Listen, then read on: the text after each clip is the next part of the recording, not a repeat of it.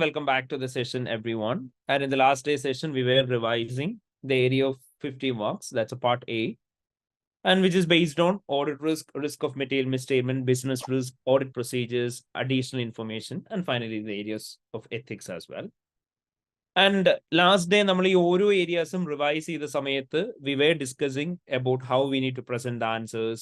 അതേപോലെ തന്നെ എന്തൊക്കെയാണ് മെയിൻലി അവിടെ കൺസിഡർ ചെയ്യേണ്ട കാര്യങ്ങൾ, ഓരോ കാര്യങ്ങളെ കുറിച്ച് നമ്മൾ ഡീറ്റെയിൽഡ് ആയിട്ട് പറഞ്ഞിട്ടുണ്ടായിരുന്നു. ആൻഡ് ഇതായിരുന്നു നമ്മൾ ഇന്നലെ റിവിഷൻ ചെയ്ത ആ റഫ് നോട്ട്സ്. ആൻഡ് നമ്മൾ പറഞ്ഞു നമുക്ക് മെയിൻലി ക്വസ്റ്റ്യൻസ് വരുന്ന സമയത്ത് റിസ്കിന്റെ ഏരിയയിൽ നിന്ന് ക്വസ്റ്റ്യൻസ് വരുന്ന സമയത്ത് we can expect either an audit risk based on accounting treatment, or they can also be possibilities where you will be getting audit risk without accounting treatment as well. And when you get a question based on accounting treatment, when you present the answer, you need to first of all include the materiality. Then you need to clearly discuss the actual accounting treatment that is required there. Then whatever will be the possibilities of having mistakes in the financial statements, what will go wrong എന്താന്നുള്ള കാര്യം പറയണം. അതേപോലെ തന്നെ impact on FS എന്താണോ ആ impact on FS എന്താന്നുള്ള കാര്യവും നമ്മൾ properly mention ചെയ്തിട്ടുണ്ടാവണം.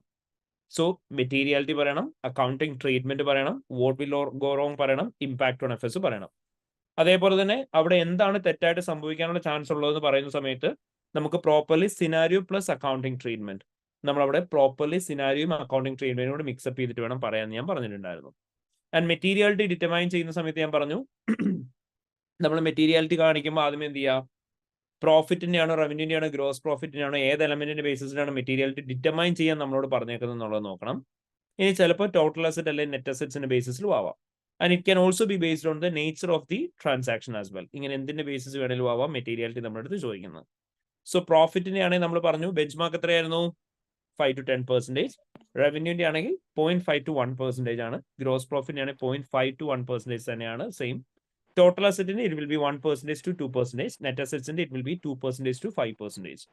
ഇനി നേച്ചറിന്റെ ബേസിസിൽ നമ്മൾ ഡിറ്റർമൈൻ ചെയ്യുന്ന സമയത്ത് we need to consider whether on the basis of related party transaction or going concern എന്തെങ്കിലും സിനാരിയിൽ ഉണ്ടോ, ഉണ്ടെങ്കിൽ അതും എപ്പോഴും മെറ്റീരിയൽ ആയിരിക്കും.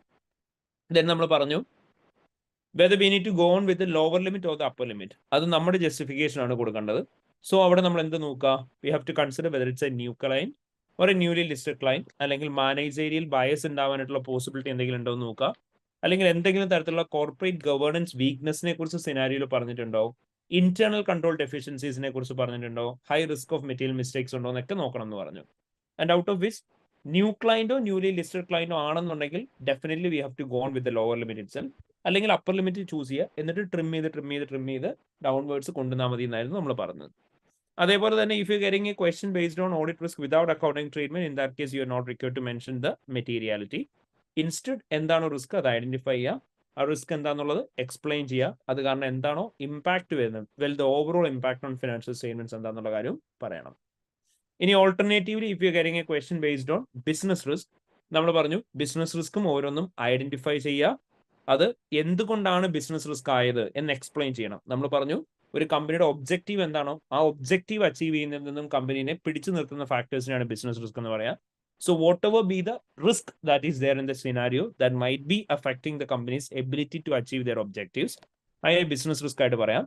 And finally we need to show the impact. Impact പറയുമ്പോൾ നമ്മളിവിടെ FSലുള്ള ഇമ്പാക്ട് അല്ല പറയുന്നതെന്ന് പറഞ്ഞു, പകരം പ്രോഫിറ്റ് അല്ലെങ്കിൽ മാർജിന്റെ മേലുള്ള impact, revenue, going concern, reputation, brand name, goodwill, cash flows, ഇങ്ങനെയുള്ള ഇമ്പാക്ട് ആയിരിക്കും പറയുക. ഇനി നമ്മുടെ അടുത്ത് ഓഡിറ്റ് പ്രൊസീജിയേഴ്സ് എഴുതാൻ പറയുന്ന സമയത്ത് we just want to mention whatever be the procedure that is required. And അവിടെ നമുക്ക് ആവശ്യമായിട്ടുള്ള ഡോക്യുമെന്റ് അല്ലെങ്കിൽ ഇൻഫർമേഷൻ എന്താണോ അതെന്താണെന്ന് വേണ്ടതെന്നുള്ളത് പറയാം. And whatever be the purpose of the procedure, purpose of procedure എന്താണെന്നുള്ളത് നമ്മൾ ക്ലിയർലി മെൻഷൻ ചെയ്യുന്നുണ്ടാവണം.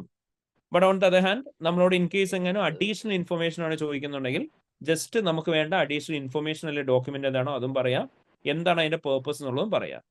ഇനി നമ്മൾ പറഞ്ഞിരുന്നു ഓഡിറ്റ് പ്രൊസീജിയേഴ്സ് നമ്മൾ പറയുന്ന സമയത്ത് സ്പെസിഫിക്കലി നമ്മൾ അവിടെ ചെയ്യേണ്ട ഒരു കാര്യം എന്തായിരുന്നു, നമ്മൾ പറഞ്ഞു ആ സിനാരിയോനെ ബേസ് ചെയ്ത് അവിടെയുള്ള പ്രൊസീജിയർ എന്താണെന്നുള്ളത് പറയണം, ഡോക്യുമെന്റ് അല്ലെങ്കിൽ ഇൻഫർമേഷൻ പറയണം, പേർപ്പസ് പറയണം. അപ്പൊ ഞാൻ നിങ്ങളോട് അങ്ങോട്ട് ചോദ്യങ്ങൾ ചോദിക്കാൻ പറഞ്ഞു. ഞാൻ പറഞ്ഞു അവിടെ എന്തൊക്കെയാണ് നമുക്ക് മാനേജ്മെന്റുമായിട്ട് ഡിസ്കസ് ചെയ്യാൻ പറ്റുക, എന്തൊക്കെയാണ് നമുക്ക് റിട്ടേൺ റെപ്രസെന്റേഷൻ ആയിട്ട് വാങ്ങിക്കാൻ പറ്റുക, ആരൊക്കെ തമ്മിലുള്ള കറസ്പോണ്ടൻസ് ആണ് നോക്കാൻ പറ്റുക, അല്ലെങ്കിൽ ആരുടെ കയ്യിൽ നിന്നാണ് എക്സ്റ്റേണൽ കൺഫർമേഷൻ വാങ്ങിക്കാൻ പറ്റുന്നത്, ഈ ഒരു സിനാരിയോയിൽ നമുക്ക് എന്തെങ്കിലും തരത്തിലുള്ള അനലിറ്റിക്കൽ പ്രൊസീജിയേഴ്സ് ചെയ്യാനുണ്ടോ, റീകാൽക്കുലേഷൻസ് നടത്താനായിട്ട് എന്തെങ്കിലും ഓപ്ഷൻ ഉണ്ടോ, അല്ലെങ്കിൽ ഇവിടെ ഏതെങ്കിലും നമുക്ക് ബോർഡ് മിനിറ്റ്സ് നോക്കുന്ന വഴി കിട്ടാനായിട്ടുള്ള ഇൻഫർമേഷൻ ഉണ്ടോ, ഇങ്ങനെയുള്ള ഓരോന്നും പ്രോപ്പർലി കൺസിഡർ ചെയ്യുക.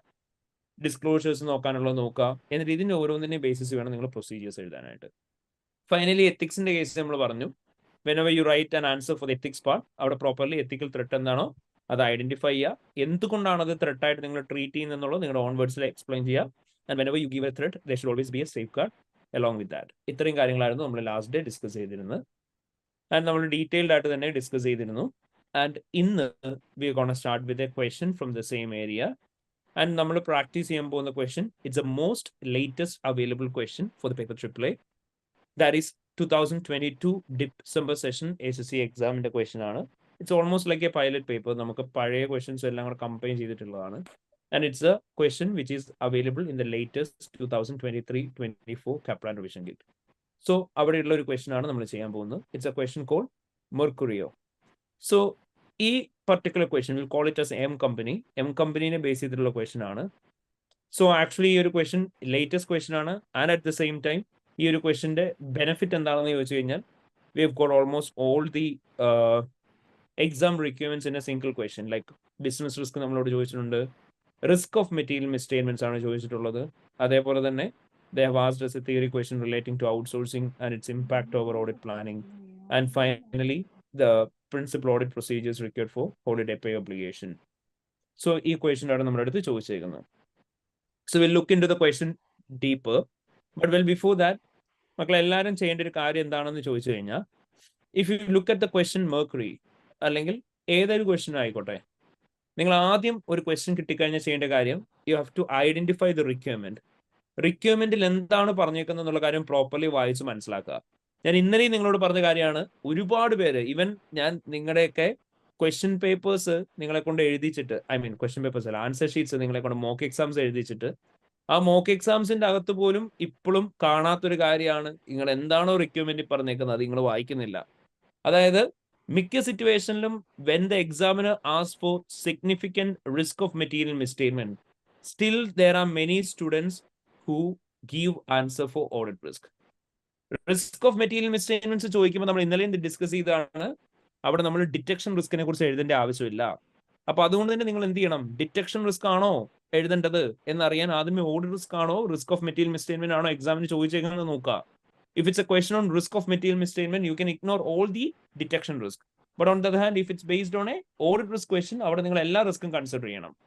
അതേപോലെ തന്നെ നിങ്ങളോട് പറഞ്ഞിട്ടുണ്ട് ബിസിനസ് റിസ്ക് എന്തൊക്കെയാണ് ഈ കമ്പനി ഫേസ് ചെയ്യുന്നത് ഐഡന്റിഫൈ ചെയ്യാൻ പറഞ്ഞിട്ടുണ്ട്. ദെൻ നിങ്ങളോട് പറഞ്ഞിട്ടുണ്ട്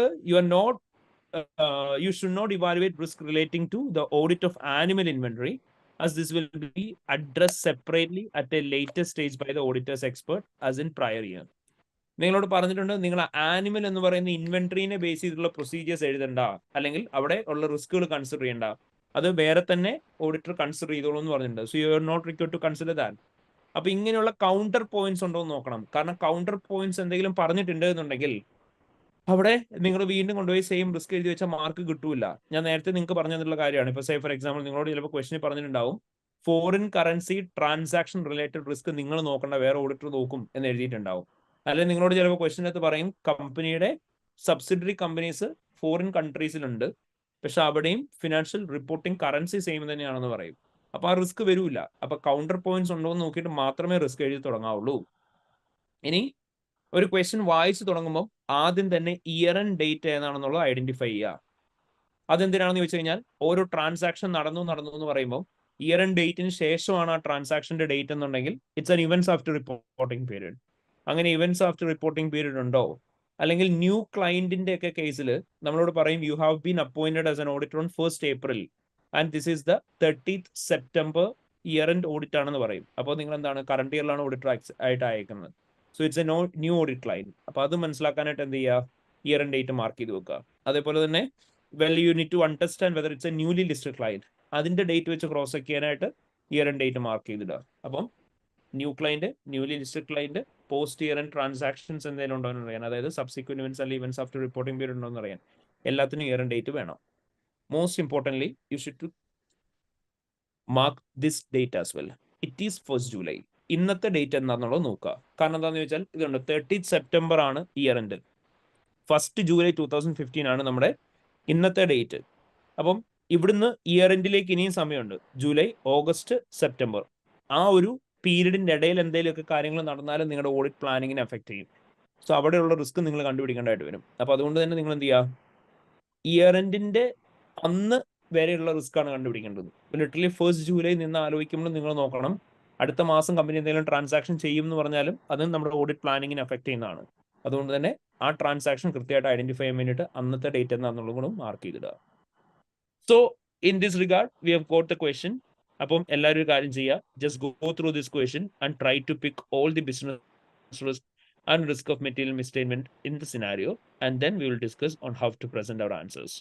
So everyone, please start with the question number 1, Mercury. All right, so let's start with the question discussion. So basically, for the time being, നമുക്ക് just ആദ്യം എന്തൊക്കെയാണോ answers അത് identify ചെയ്യുക, then we will consider on how to present the answer. So let's start with this question. So it is 1st July 2015, you are an audit manager in A&Co, responsible for the audit of M Company, a listed company with a financial year ending 30th September 2015. M Company is the country's leading specialist retailer of small domestic pets, pet food, and pet accessories, operating 264 stores across the country. The following exhibit available below provide information relevant to the question. നമുക്കപ്പോൾ പാർട്ണറിന്റെ email ഉണ്ട്, background information ഉണ്ട്, financial ഇൻഫർമേഷന്റെ details വന്നിട്ടുണ്ട്, meeting notes വന്നിട്ടുണ്ട്.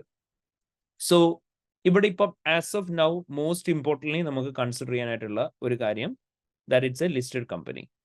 അപ്പോൾ listed company ആണോ അല്ലയോ എന്നുള്ളത് mark ചെയ്ത് വെക്കണം എന്ന് ഞാൻ എപ്പോഴും പറയാറുണ്ട് ആദ്യം തന്നെ. എന്തിനു വേണ്ടിയിട്ടാ? Because going further to the question, നമുക്ക് എത്തിക്സ് റിലേറ്റഡ് ഇഷ്യൂസ് ഒക്കെ വരികയാണെന്നുണ്ടെങ്കിൽ എത്തിക്കൽ ത്രെഡ്സ് നമ്മൾ പറയുമ്പോൾ നമുക്കറിയാം ലിസ്റ്റഡ് കമ്പനിക്കുള്ളതും നോൺ ലിസ്റ്റഡ് എൻറ്റിറ്റീസിനും നമ്മൾ പഠിച്ചേക്കുന്ന രണ്ടാണ്. സോ ലിസ്റ്റഡ് കമ്പനിയുടെ കേസിലും നോൺ ലിസ്റ്റഡ് എൻറ്റിറ്റിയുടെ കേസിലും രണ്ടായിട്ട് തന്നെ നമ്മൾ പറയണം. അതിന് വേണ്ടിയിട്ട് ആദ്യം തന്നെ ലിസ്റ്റഡ് ആണോ അല്ലയോ എന്നുള്ള കാര്യം മാർക്ക് ചെയ്ത് വെക്കുക. Okay, then going further to the case, നമ്മുടെ അടുത്ത് ഇൻട്രൊഡക്ഷൻ ഇമെയിൽ തന്നിട്ടുണ്ട്. With the year end approaching, I need you to start planning the audit of M Company. I met with the company's finance director, Kate, last week to discuss recent development for the business. I have promised you with a summary of the matters discussed at the meeting, along with some projected financial information. Based on the analysis I have done on this industry, it is appropriate for the overall materiality to be based on company's profit before tax.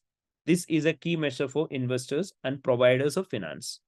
അപ്പൊ നിങ്ങളോട് പറഞ്ഞു profit before ടാക്സിന്റെ ബേസിസിലാണ് materiality determine ചെയ്യേണ്ടതെന്ന് പറഞ്ഞിട്ടുണ്ട്, overall materiality. അപ്പം profit before tax എന്ന് പറയുമ്പോഴത്തേനും പ്രോഫിറ്റബിലിറ്റിയുടെ basis നമ്മൾ നോക്കുമ്പോഴത്തേനും എത്രയാണ് മക്കളെ ബെഞ്ച് മാർക്ക് പ്രോഫിറ്റബിലിറ്റിയുടെ? എക്സാക്ട്ലി, പ്രോഫിറ്റിനെ നമ്മൾ നോക്കുന്ന സമയത്ത് we will consider 5% to 10% of the profit. Okay, അപ്പൊ നമ്മൾ എന്ത് ചെയ്യുക, നേരെ പോയിട്ട് കമ്പനിയുടെ പ്രോഫിറ്റ് എത്രയാണെന്ന് നോക്കുക. നമ്മളോട് തന്നേക്കുന്ന പ്രോഫിറ്റ് എത്രയാണ്? എത്രയാണ് പ്രോഫിറ്റ് തന്നേക്കുന്നത് സിനാരിയോക്കകത്ത്? ഓക്കെ, അപ്പൊ അതിന്റെ എത്ര പെർസെന്റേജ് എടുക്കേണ്ടത്? 5% എടുക്കുക, 10% എടുക്കണം. ഓക്കെ, 5 to 10% എടുക്കുക. സോ ഈ 5 to 10%ന്റെ അകത്ത് 5% ആണോ എടുക്കേണ്ടത്, 10% ആണോ എടുക്കേണ്ടതെന്ന് ചോദിച്ചു കഴിഞ്ഞാൽ നേരെ കയറിയിട്ട് നമ്മൾ എടുക്കുകയാണ് ചെയ്യേണ്ടത്? അല്ല, നമ്മൾ 60 മില്യന്റെ 5% എത്രയാന്നുള്ളത് എഴുതി വെക്കുക. 60 മില്യന്റെ 5% പറയുമ്പോൾ എത്ര വരും? 3 million. ഓക്കെ, 3 മില്യൺ വരും. Okay, 3 million two upper limit എന്ന് പറയുമ്പോൾ എത്ര ആയിരിക്കും വരിക? 6 million. എക്സാക്ട്ലി 6 മില്യൺ ആണ് വരുന്നുണ്ടാവുക. വിത്ത് കമ്പ്യൂട്ടേഷൻ നമുക്കത് ഡിറ്റർമൈൻ ചെയ്യാം. So this is the benchmark. Okay, this is the benchmark for materiality. അപ്പൊ നമ്മൾ ഇതിന്റെ അകത്ത് ലോവർ ലിമിറ്റ് ആണോ അപ്പർ ലിമിറ്റ് ആണോ എന്നുള്ള ആദ്യം തന്നെ ഫൈനലൈസ് ചെയ്യരുത്. പകരം എന്ത് ചെയ്യുക, you have to go through the whole scenario. ഇതിന്റെ സിനാരിയോയിൽ എന്തൊക്കെ കാര്യങ്ങളാണ് പറഞ്ഞേക്കുന്നത് നോക്കുക. അക്കോർഡിംഗ്ലി ലോവർ ലിമിറ്റ് വേണോ അപ്പർ ലിമിറ്റ് വേണോ എന്നുള്ളത് ചൂസ് ചെയ്യുക by considering our bench marks. അത് നമുക്കറിയാം, നമ്മൾ ക്രൈറ്റീരിയാസ് പഠിച്ചിട്ടുണ്ടായിരുന്നു. ഡ്യൂ ക്ലൈന്റ് ആണോ, ഡ്യൂലി ലിസ്റ്റഡ് ആണോ, വേറെ എന്തെങ്കിലുമൊക്കെ ഫാക്ടേഴ്സ് ഉണ്ടോ നോക്കണം. അതിനനുസരിച്ച് ട്രിം ഡൗൺ ചെയ്ത് വരണം എന്നാണ് നമ്മൾ പറഞ്ഞത്, except in case of new client and newly listed client. Look into that later. For the time being നമുക്ക് എന്ത് ചെയ്യാം, സിനാരിയോ വായിക്കാം. അപ്പൊ ഇതുകൊണ്ടാണ് നമ്മൾ സ്പെസിഫിക്കലി പറഞ്ഞിട്ടുള്ളത് നിങ്ങൾ ഫുൾ ക്വസ്റ്റ്യൻ വായിച്ചതിന് ശേഷം മാത്രം ആൻസർ എഴുതി തുടങ്ങാവുള്ളൂ എന്ന്. കാരണം നമുക്ക് ഈ ഫാക്ടേഴ്സ് ഒക്കെ ഐഡന്റിഫൈ ചെയ്ത് നമുക്ക് റിസ്ക് ഓരോന്നും കണ്ടുപിടിക്കാനായിട്ടുണ്ട്. ആൻഡ് മോർ ഓവർ നമുക്കറിയാം എക്സാമിന് നമ്മളോട് ചോദിച്ചേക്കുന്നത് significant risk of material mistakes എന്തൊക്കെയാണെന്നാണ്. So we have to rearrange the risk in accordance with their significance. അപ്പൊ അതുകൊണ്ട് തന്നെ നമ്മൾ ആദ്യമേ ഫുൾ റിസ്ക് വായിച്ച് ഐഡന്റിഫൈ ചെയ്യുക. So starting with scenario. M Company is a large listed company established 15 years ago. When the founders observed a growth in demand for the pet-related products, company has grown steadily and is now the largest retailer of pet-related products in the country, with over 7,000 employees who are mainly staff working in the stores. As well as selling pet-related products for wide variety of animals, the stores also sell small animals such as rabbit and fish. Staff members are fully trained to give advice to the customers on matters including nutrition and general animal health. And the staff members are also trained in handling all type of animals which are sold. Some stores sell more unusual pets such as spider, snakes, and other reptiles, and require compliance with specific import restrictions and welfare standards. M Company also operates veterinary clinics within most of its stores. The veterinary clinics are staffed by fully qualified vets who offer a full range of veterinary services. Customers can pay as they go for the appointment and treatment of the animal, or they can take out an annual pet healthcare plan, which covers the cost of essential vaccinations and quarterly health checks. The pet healthcare plans are extremely popular as they offer good value for money to the customer. An annual income from the sale of these plans historically account for 10% of the company's revenue. The cost associated with the vaccinations and healthcare have risen over the recent years. However, M Company has not been able to increase the price due to customer price sensitivity over the annual pet healthcare plan. The company's accounting policy is to recognize the revenue from the sale of healthcare plan on the date when the healthcare plan commences. So, നമുക്ക് ആദ്യം ഒരു കാര്യം ചെയ്യാം. ഈ particular area ഇങ്ങനെ വായിച്ചു കഴിഞ്ഞാൽ നമ്മൾ രണ്ടാമതായിട്ട് ചെയ്യണം എന്ന് പറഞ്ഞിട്ടുള്ളത് എന്താണ് ഇവിടുത്തെ ക്ലിയർ മീനിങ് എന്നുള്ളത് പ്രോപ്പർലി മനസ്സിലാക്കുക. ലിറ്ററലി മലയാളത്തിൽ എന്താണ് മീനിങ് എന്നുള്ള ആലോചിച്ച് നോക്കുക. അപ്പൊ നമ്മളോട് പറഞ്ഞു 15 years ago ആണ് M കമ്പനി സെറ്റപ്പ് ചെയ്തേക്കുന്നത്. ലാർജ് ലിസ്റ്റഡ് കമ്പനിയാണ്. അവർക്ക് പെറ്റ് കെയർ പ്രൊഡക്ട്സ് ആണ് അവർ വിൽക്കുന്നത്. അവർ pet and related products throughout the country അവർ നടത്തുന്നുണ്ട്.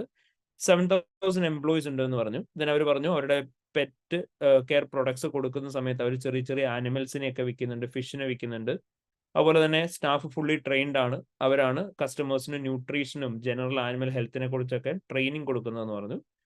ആൻഡ് നമ്മൾ കുറെ അൺയൂഷ്വൽ ആയിട്ടുള്ള സാധനങ്ങളെയും വിൽക്കുന്നുണ്ട്, സ്പൈഡറിനെയും സ്നേക്കിനെയും റെപ്റ്റൈൽസിനെയൊക്കെ.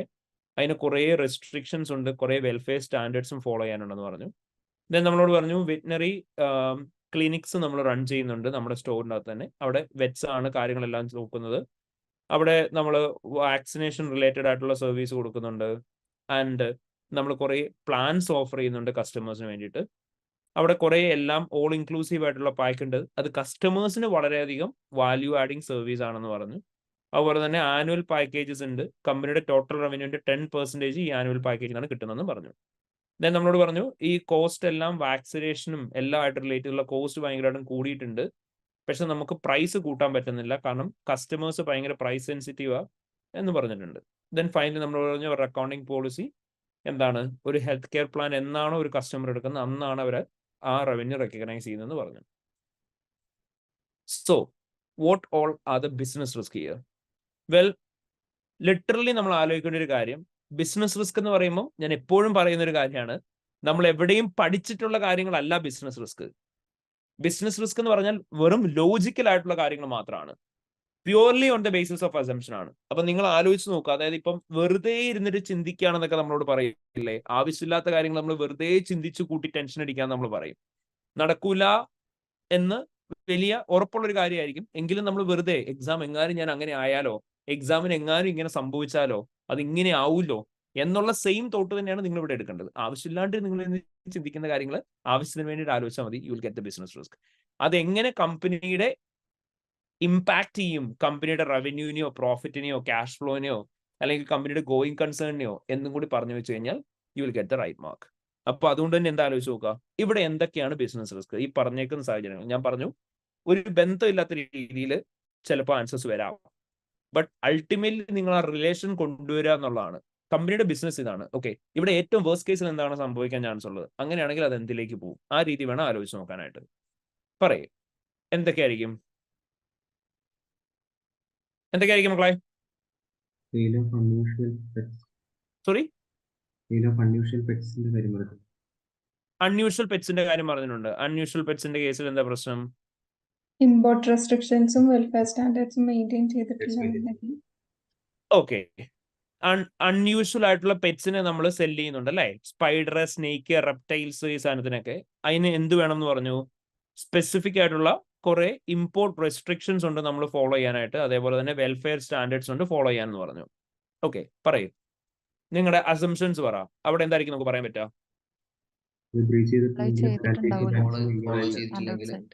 there can be chances that company in case എങ്ങാനും കമ്പനി ഓപ്പറേഷൻസ് നടത്തുന്ന സമയത്ത് ഇവിടെ ഈ പറയുന്ന രീതിയിലുള്ള ഏതെങ്കിലും ഒരു പർട്ടിക്കുലർ വെൽഫെയർ സ്റ്റാൻഡേർഡോ അല്ലെങ്കിൽ ഇമ്പോർട്ട് റെസ്ട്രിക്ഷനോ കമ്പനി കംപ്ലൈ ചെയ്തിട്ടില്ല എന്നുണ്ടെങ്കിൽ എന്ത് സംഭവിക്കാൻ ചാൻസ് ഉണ്ട്?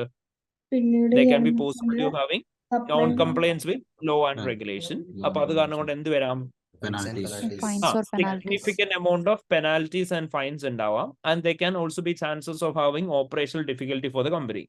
In addition to which, ഏതെങ്കിലും വെൽഫെയർ സ്റ്റാൻഡേർഡ് മീറ്റ് ചെയ്യാണ്ടാണ് നമ്മൾ ബിസിനസ് നടത്തുന്നതെന്ന് പബ്ലിക് അറിഞ്ഞു കഴിഞ്ഞാൽ എന്തായിരിക്കും സംഭവിക്കുക? നമ്മുടെ കമ്പനിയുടെ റെപ്യൂട്ടേഷനെ എഫക്ട് ചെയ്യും. സോ ഓട്ടോമാറ്റിക്കലി ബാക്കി ഫർദർ നിങ്ങൾ കൈന്നിട് ഓട്ടോമാറ്റിക്കലി എന്താ സംഭവിക്കുക? നേരെ ഗോയിങ് കൺസേൺ പ്രോഫിറ്റബിലിറ്റിയിലേക്ക് വരണ്ട. അതായത് നമ്മുടെ കമ്പനിയുടെ റെപ്യൂട്ടേഷൻ അഫക്റ്റഡ് ആയി കഴിഞ്ഞാൽ അവിടെ എന്തൊരു സാധനം മിഡിലുണ്ട് സംഭവിക്കുന്നത്. അത് കാരണം കൊണ്ടാണ് പ്രോഫിറ്റബിലിറ്റിയിലേക്കൊക്കെ കസ്റ്റമേഴ്സ് പിന്നീട് നമ്മുടെ കമ്പനിയിൽ നിന്ന് ഈ പറയുന്ന സർവീസസ് ഒന്നും അവൈൽ ചെയ്യാണ്ടാവും അല്ലെ?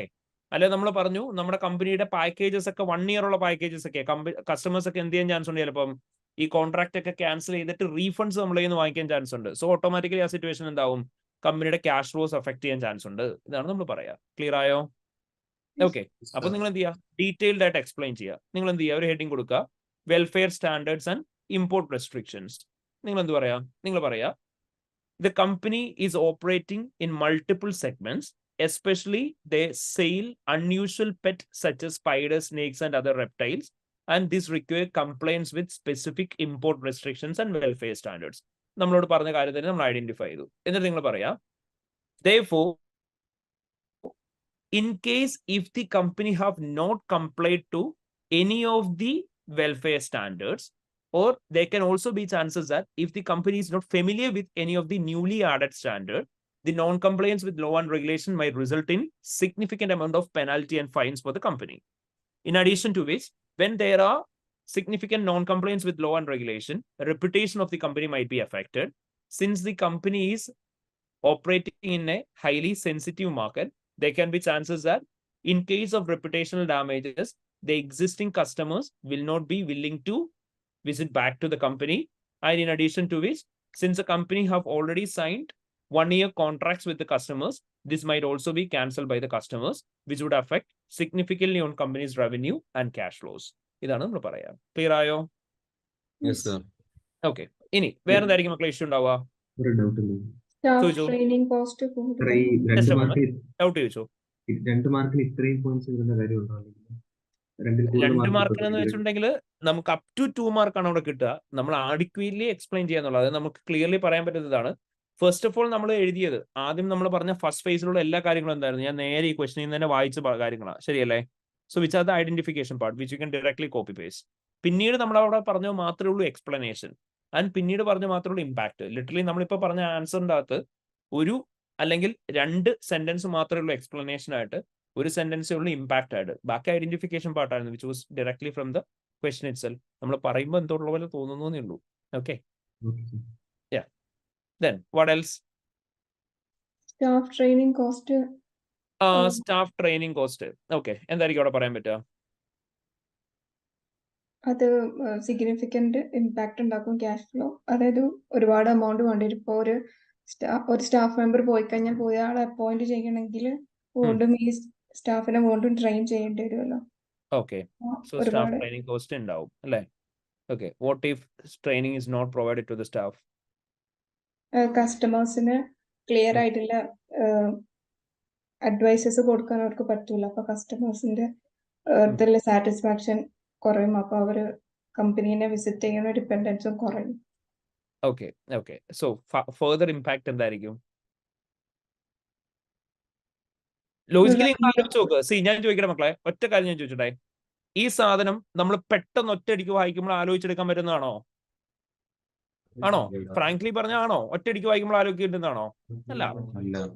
ഞാൻ എന്തുകൊണ്ടാണ് വളരെ സിമ്പിൾ ആയിട്ട് പറയുന്നത്? ബിക്കോസ് ഞാൻ ഓൾറെഡി ആൻസർ വായിച്ചിട്ടുണ്ട്. ഡെഫിനറ്റ്ലി അതുകൊണ്ട് തന്നെയാണ് നമ്മൾ വളരെ സിമ്പിൾ ആയിട്ട് ഇതിന്റെ ആൻസർ പറഞ്ഞു കേൾപ്പിക്കുന്നത്. സോ നമ്മൾ ഒന്ന് വായിച്ചു കഴിഞ്ഞാൽ we are familiar with the points. അപ്പൊ ഞാൻ നിങ്ങളോട് ഓരോ ചോദ്യങ്ങൾ ചോദിക്കുമ്പോൾ നമ്മൾ എന്താണോ കിറ്റ് കണ്ടിട്ടുള്ള ആൻസർ അതിലേക്ക് എത്തിക്കാനായിരിക്കും ഞാൻ ചോദ്യങ്ങൾ ചോദിക്കുന്നുണ്ടാവുക. But ultimately at the final exam നിങ്ങൾ എന്താ ചെയ്യേണ്ടത്? നിങ്ങൾ തന്നെ ഒരു ഫൈനൽ ആൻസറിലേക്ക് എത്തിക്കാനായിട്ടുള്ള ശ്രമം നടത്തണം. മനസ്സിലായോ?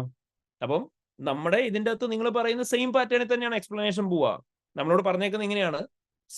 നമ്മൾ സിഗ്നിഫിക്കന്റ് ആയിട്ടുള്ള നമ്പർ ഓഫ് സ്റ്റാഫിനെ നമ്മുടെ കമ്പനി റീറ്റെയിൻ ചെയ്തിട്ടുണ്ടെന്ന് പറഞ്ഞു. ഓൾമോസ്റ്റ് 7,000 എംപ്ലോയീസ് ആണ് നമ്മുടെ കമ്പനിയിലുള്ളത്. ആൻഡ് എല്ലാ സ്റ്റാഫ് മെമ്പേഴ്സും ഫുള്ളി ട്രെയിൻഡ് ആണ്. അവരാണ് കസ്റ്റമേഴ്സിന് അഡ്വൈസ് കൊടുക്കുന്നത് ആനിമലിന്റെ ന്യൂട്രീഷനെ കുറിച്ചും അതുപോലെ തന്നെ ജനറൽ ആനിമൽ ഹെൽത്തിനെ കുറിച്ചും.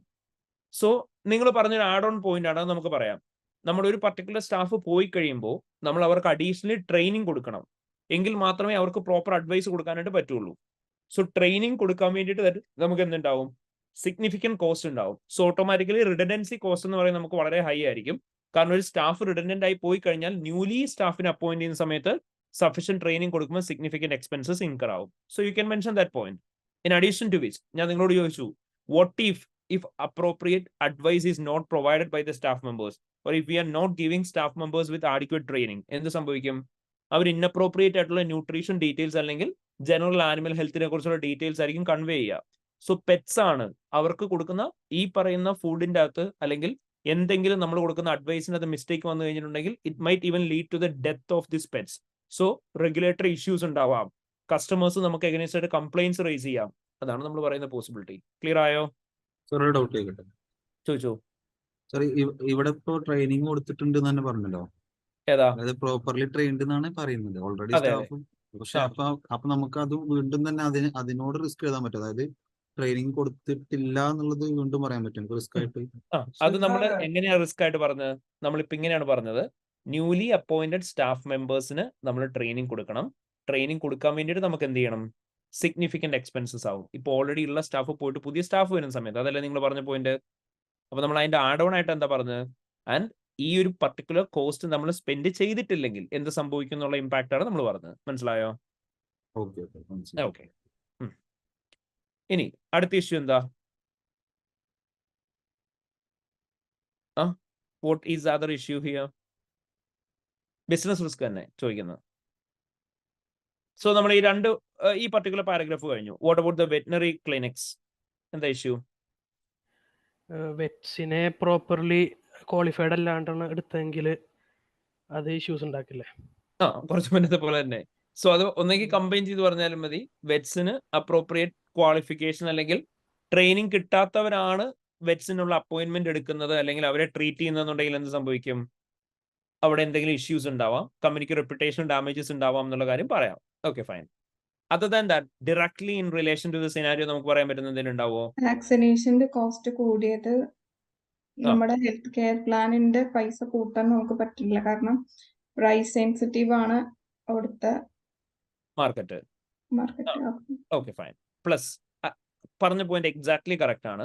അതായത് നമ്മുടെ കോസ്റ്റ് ഓഫ് പ്രൊഡക്റ്റ് കൂടി എന്ന് പറഞ്ഞു. കോസ്റ്റ് ഓഫ് നമ്മളെ സംബന്ധിച്ച് മെറ്റീരിയൽസ് ഇവിടെ പറയുന്ന വാക്സിനേഷൻസിന്റെ ഒക്കെ കോസ്റ്റ് ഭയങ്കരമായിട്ടും കൂടി.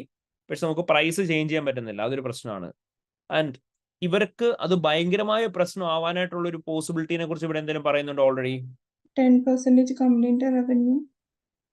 ഓക്കെ, 10% കമ്പനിയുടെ റവന്യൂ കോൺട്രിബ്യൂട്ട് ചെയ്യുന്ന ഈ ഒരു വെറ്റിനറി ക്ലിനിക്സിൽ നിന്നാണ്. ഓക്കെ, പ്ലസ് നമുക്ക് ഇത് വളരെ പ്രോഫിറ്റബിൾ ആയിട്ടുള്ള ബിസിനസ് ആണോ കറൻലി? കോസ്റ്റ് മാത്രമേ അത് കവർ ചെയ്യുന്നുള്ളൂ. യെസ്, നമ്മളോട് ഓൾറെഡി അവർ പറഞ്ഞു ഈ പറയുന്ന ഈ പെറ്റ് ഹെൽത്ത് കെയർ പ്ലാൻ എന്ന് പറയുന്ന എക്സ്ട്രീംലി പോപ്പുലർ ആയിട്ട് നിൽക്കുന്നത് എന്തുകൊണ്ടാ? കസ്റ്റമേഴ്സിന് അത് ഹൈലി വാല്യൂ ആഡിങ് ആണ് അല്ലേ? It's a good value for money for customers എന്നാണ് പറഞ്ഞത്. ഡസൻ മീൻ ദാറ്റ് കമ്പനിക്ക് ഹൈലി ഫീസിബിൾ ആണെന്നല്ല പറഞ്ഞത്. And adding to that currently കോസ്റ്റും ഭയങ്കരമായിട്ടും കൂടി എന്ന് പറഞ്ഞു. നമുക്ക് പ്രൈസ് ചേഞ്ച് ചെയ്യാനായിട്ട് പറ്റുന്നുമില്ല. സോ വാട്ട് ഇഫ് ഫർദർ കോസ്റ്റിൽ ഇൻക്രീസ് വന്നു കഴിഞ്ഞാൽ എന്തായിരിക്കും സംഭവിക്കുക? കമ്പനിന്റെ കയ്യിലുള്ള Profitability. ക്യാഷ് ഓട്ടോമാറ്റിക്കലി കമ്പനിയുടെ പ്രോഫിറ്റബിലിറ്റിനെ അഫക്ട് ചെയ്യും. കാരണം എന്താ? കമ്പനിയുടെ ഒരു മേജർ പാർട്ട് ഓഫ് റവന്യൂ കിട്ടുന്ന ഈ ഒരു പർട്ടിക്കുലർ സ്ട്രീമിൽ നിന്നാണ്. ആൻഡ് ഇനിയും കോസ്റ്റ് കൂടി കഴിഞ്ഞാൽ കമ്പനിയെ സംബന്ധിച്ച് ആ ഒരു പർട്ടിക്കുലർ ക്ലിനിക്കൽ സർവീസ് എന്ന് പറയുന്നത് എന്തായാവും? ലോസ് മേക്കിംഗ് ആയി മാറും. ശരിയല്ലേ? ആൻഡ് കമ്പനിക്ക് ഫ്യൂച്ചറിലും പ്രൈസ് ഇൻക്രീസ് ചെയ്യാൻ പറ്റില്ല. കാരണം എന്താ? ഓൾറെഡി അവർ പറഞ്ഞു കസ്റ്റമേഴ്സ് പ്രൈസ് സെൻസിറ്റീവ് ആണെന്ന്. സോ ഇൻ കേസ് എങ്ങാനും ഫ്യൂച്ചറിൽ പ്രൈസ് ഇൻക്രീസ് ചെയ്ത് കഴിഞ്ഞാൽ എന്തായിരിക്കും സംഭവിക്കുക? കസ്റ്റമേഴ്സ് മൈറ്റ് സ്വിച്ച് അല്ലെ, വേറെ സപ്ലയേഴ്സിന്റെ അടുത്തേക്ക്, അതായത് വേറെ വെറ്റിനറി ക്ലിനിക്സിലേക്ക് പോവാം. So it might affect the cash flow as well as revenue of the company. Clear ആയോ? Is a clear everyone? Yes, sir. Yes, Okay. sir. അപ്പൊ ഇതായിരിക്കും നമ്മൾ ഇവിടെ പറയുന്ന business risk. Then is there any risk of material misstatements here? Risk of material misstatements പറയുമ്പോൾ നമ്മൾ ഇങ്ങനത്തെ assumptions ഒന്നും ഇടണ്ട. കാരണം നമുക്കറിയാം നമ്മളോട് ഫസ്റ്റ് ഓഫ് ഓൾ അവർ ചോദിക്കുന്നത് തന്നെ സിഗ്നിഫിക്കന്റ് റിസ്ക് ഓഫ് മെറ്റീരിയൽ മിസ്സ്റ്റേറ്റ്മെന്റ്. അപ്പൊ നമുക്ക് സിനാരിയോ ബേസ്ഡ് ആയിട്ട് എന്താണോ ശരിക്കും നമ്മൾ അഫക്ട് ചെയ്യുന്ന കാര്യം അതേക്കുറിച്ച് എംഫസൈസ് ചെയ്താൽ മതി. ഓക്കെ, പറയും എന്താ ഇവിടെ ഉണ്ടാവുന്ന risk of material misstatement? Revenue recognition. Revenue recognition. Okay, so as per revenue recognition പറയും എപ്പോഴാണ് നമുക്ക് റവന്യൂ റെക്കഗ്നൈസ് ചെയ്യാൻ പറ്റുക? Performance obligations are Performance declared. Performance obligation. obligation. Basic satisfied, treatment as yeah. IFRS 15, revenue should be recognized only when performance obligation, all the performance obligation in relation to the contract are being satisfied. Till the date, നമ്മുടെ revenue എന്ത് ചെയ്യണം? deferred income. Deferred income Deferred ആയിട്ട് income ആയിട്ട് treat കാണിക്കണം. ചെയ്യണം. Okay. കമ്പനിക്ക് ഇവിടെ currently കമ്പനിയുടെ കോൺട്രാക്ട് പ്രകാരമുള്ള പെർഫോമൻസ് ഒബ്ലിഗേഷൻ എന്താ? എന്തായിരുന്നു Annual കമ്പനി? plan. Quarterly health checkups. Company currently കൊടുത്തോണ്ടിരിക്കുന്ന എന്താണ്? കമ്പനിക്ക് പലതരത്തിലുള്ള ക്വാർട്ടർലി ഹെൽത്ത് ചെക്ക് ഉണ്ടെന്ന് പറഞ്ഞു. ആൻഡ് ഈ ക്വാർട്ടർലി ഹെൽത്ത് ചെക്കിന് വേണ്ടിയിട്ടാണ് കമ്പനി എന്ത് ചെയ്യുന്നത്? പ്ലാൻസ് ഓഫർ ചെയ്യുന്നത്. ആൻഡ് കമ്പനി അങ്ങനെയാണ് എന്നുണ്ടെങ്കിൽ ശരിക്കും ഈ റവന്യൂ എപ്പോഴാണ് റെക്കഗ്നൈസ് ചെയ്യേണ്ടത്? Over a period of over A period of time അല്ലെ, ലിറ്ററലി. കാരണം ക്വാർട്ടർലി ഹെൽത്ത് കെയർ പ്ലാൻ ആകുമ്പോഴത്തേനും അവിടെ മൾട്ടിപ്പിൾ ടൈം എന്ത് ചെയ്യുന്നുണ്ടാവും? വിസിറ്റ് ചെയ്യുന്നുണ്ടാവും. അപ്പം മൾട്ടിപ്പിൾ വിസിറ്റ് ഉണ്ട് എന്നുണ്ടെങ്കിൽ over A period of time ആയിരിക്കണം ചെയ്യുന്നത്. അല്ലെങ്കിൽ ഒരു സിംഗിൾ വിസിറ്റ് മാത്രം ഉണ്ടെങ്കിൽ at A point of time ആയിരിക്കണം ചെയ്യുന്നത്. ബട്ട് കമ്പനി റവന്യൂ എപ്പോഴാണ് റെക്കഗ്നൈസ് ചെയ്യുന്നതെന്നാ പറഞ്ഞത്? Plan എടുക്കണം. പ്ലാൻ എപ്പോഴാണോ എടുക്കുന്നത് അന്നേരം എന്നാണ് പറഞ്ഞത്. ശരിയല്ലേ?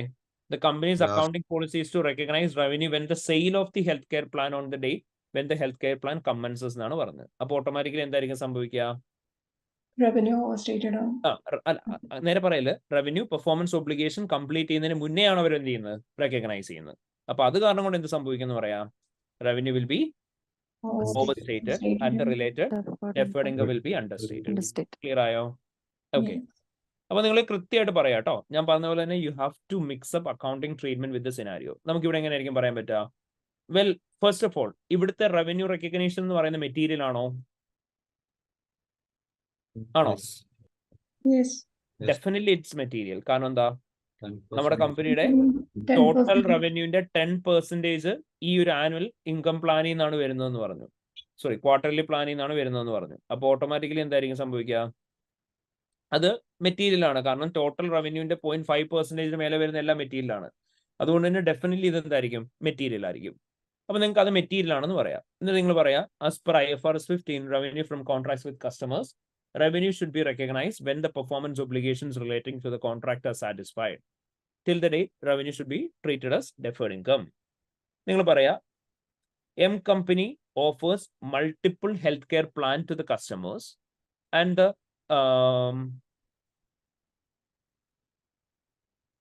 wait a second. Yeah, multiple healthcare plan for the customers, and they also provide quarterly health check packages which are extremely good value for money to the customers.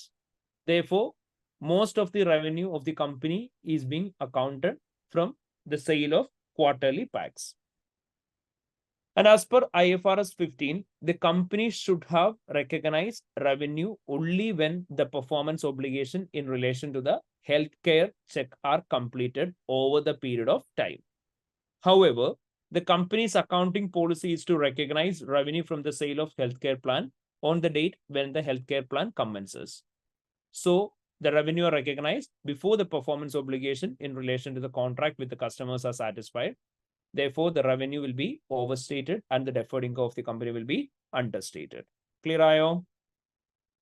Yes, sir. Yes, sir. Okay. So ഇതായിരിക്കും നമ്മൾ അവിടെ പറയുന്നുണ്ടാവുക. അപ്പം അതാണ് നമുക്ക് mainly അവിടെ പറയാനുള്ള risk of material misstatement as of now. വേറെ എന്തെങ്കിലും ഡയറക്ട്ലി നമ്മളോട് സിനാരിയോനെ ബേസ് ചെയ്ത് പറയുന്നുണ്ടോ risk of material misstatement? Segmental reporting. Okay, segmental റിപ്പോർട്ടിങ്ങിന്റെ കേസ് നമുക്ക് പറയാം. ഓക്കെ, സെഗ്മെന്റൽ റിപ്പോർട്ടിങ്ങിന്റെ കേസ് നമുക്ക് എന്താ പറയാൻ പറ്റുക ഇവിടെ? 10% കമ്പനിയുടെ റവന്യൂ കോൺട്രിബ്യൂട്ട് ചെയ്യുന്നുണ്ട്. അതിന് മുന്നേ പ്രൈമറിലി പറയേണ്ടത് എന്താ?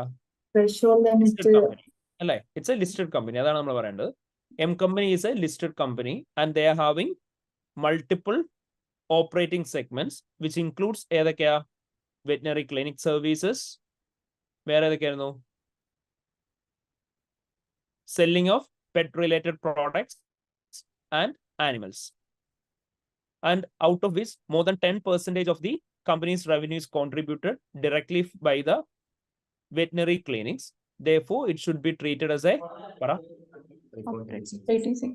separate operating segment, and adequate amount of disclosures have to be provided in the financial statements in accordance with standard IFRS 8.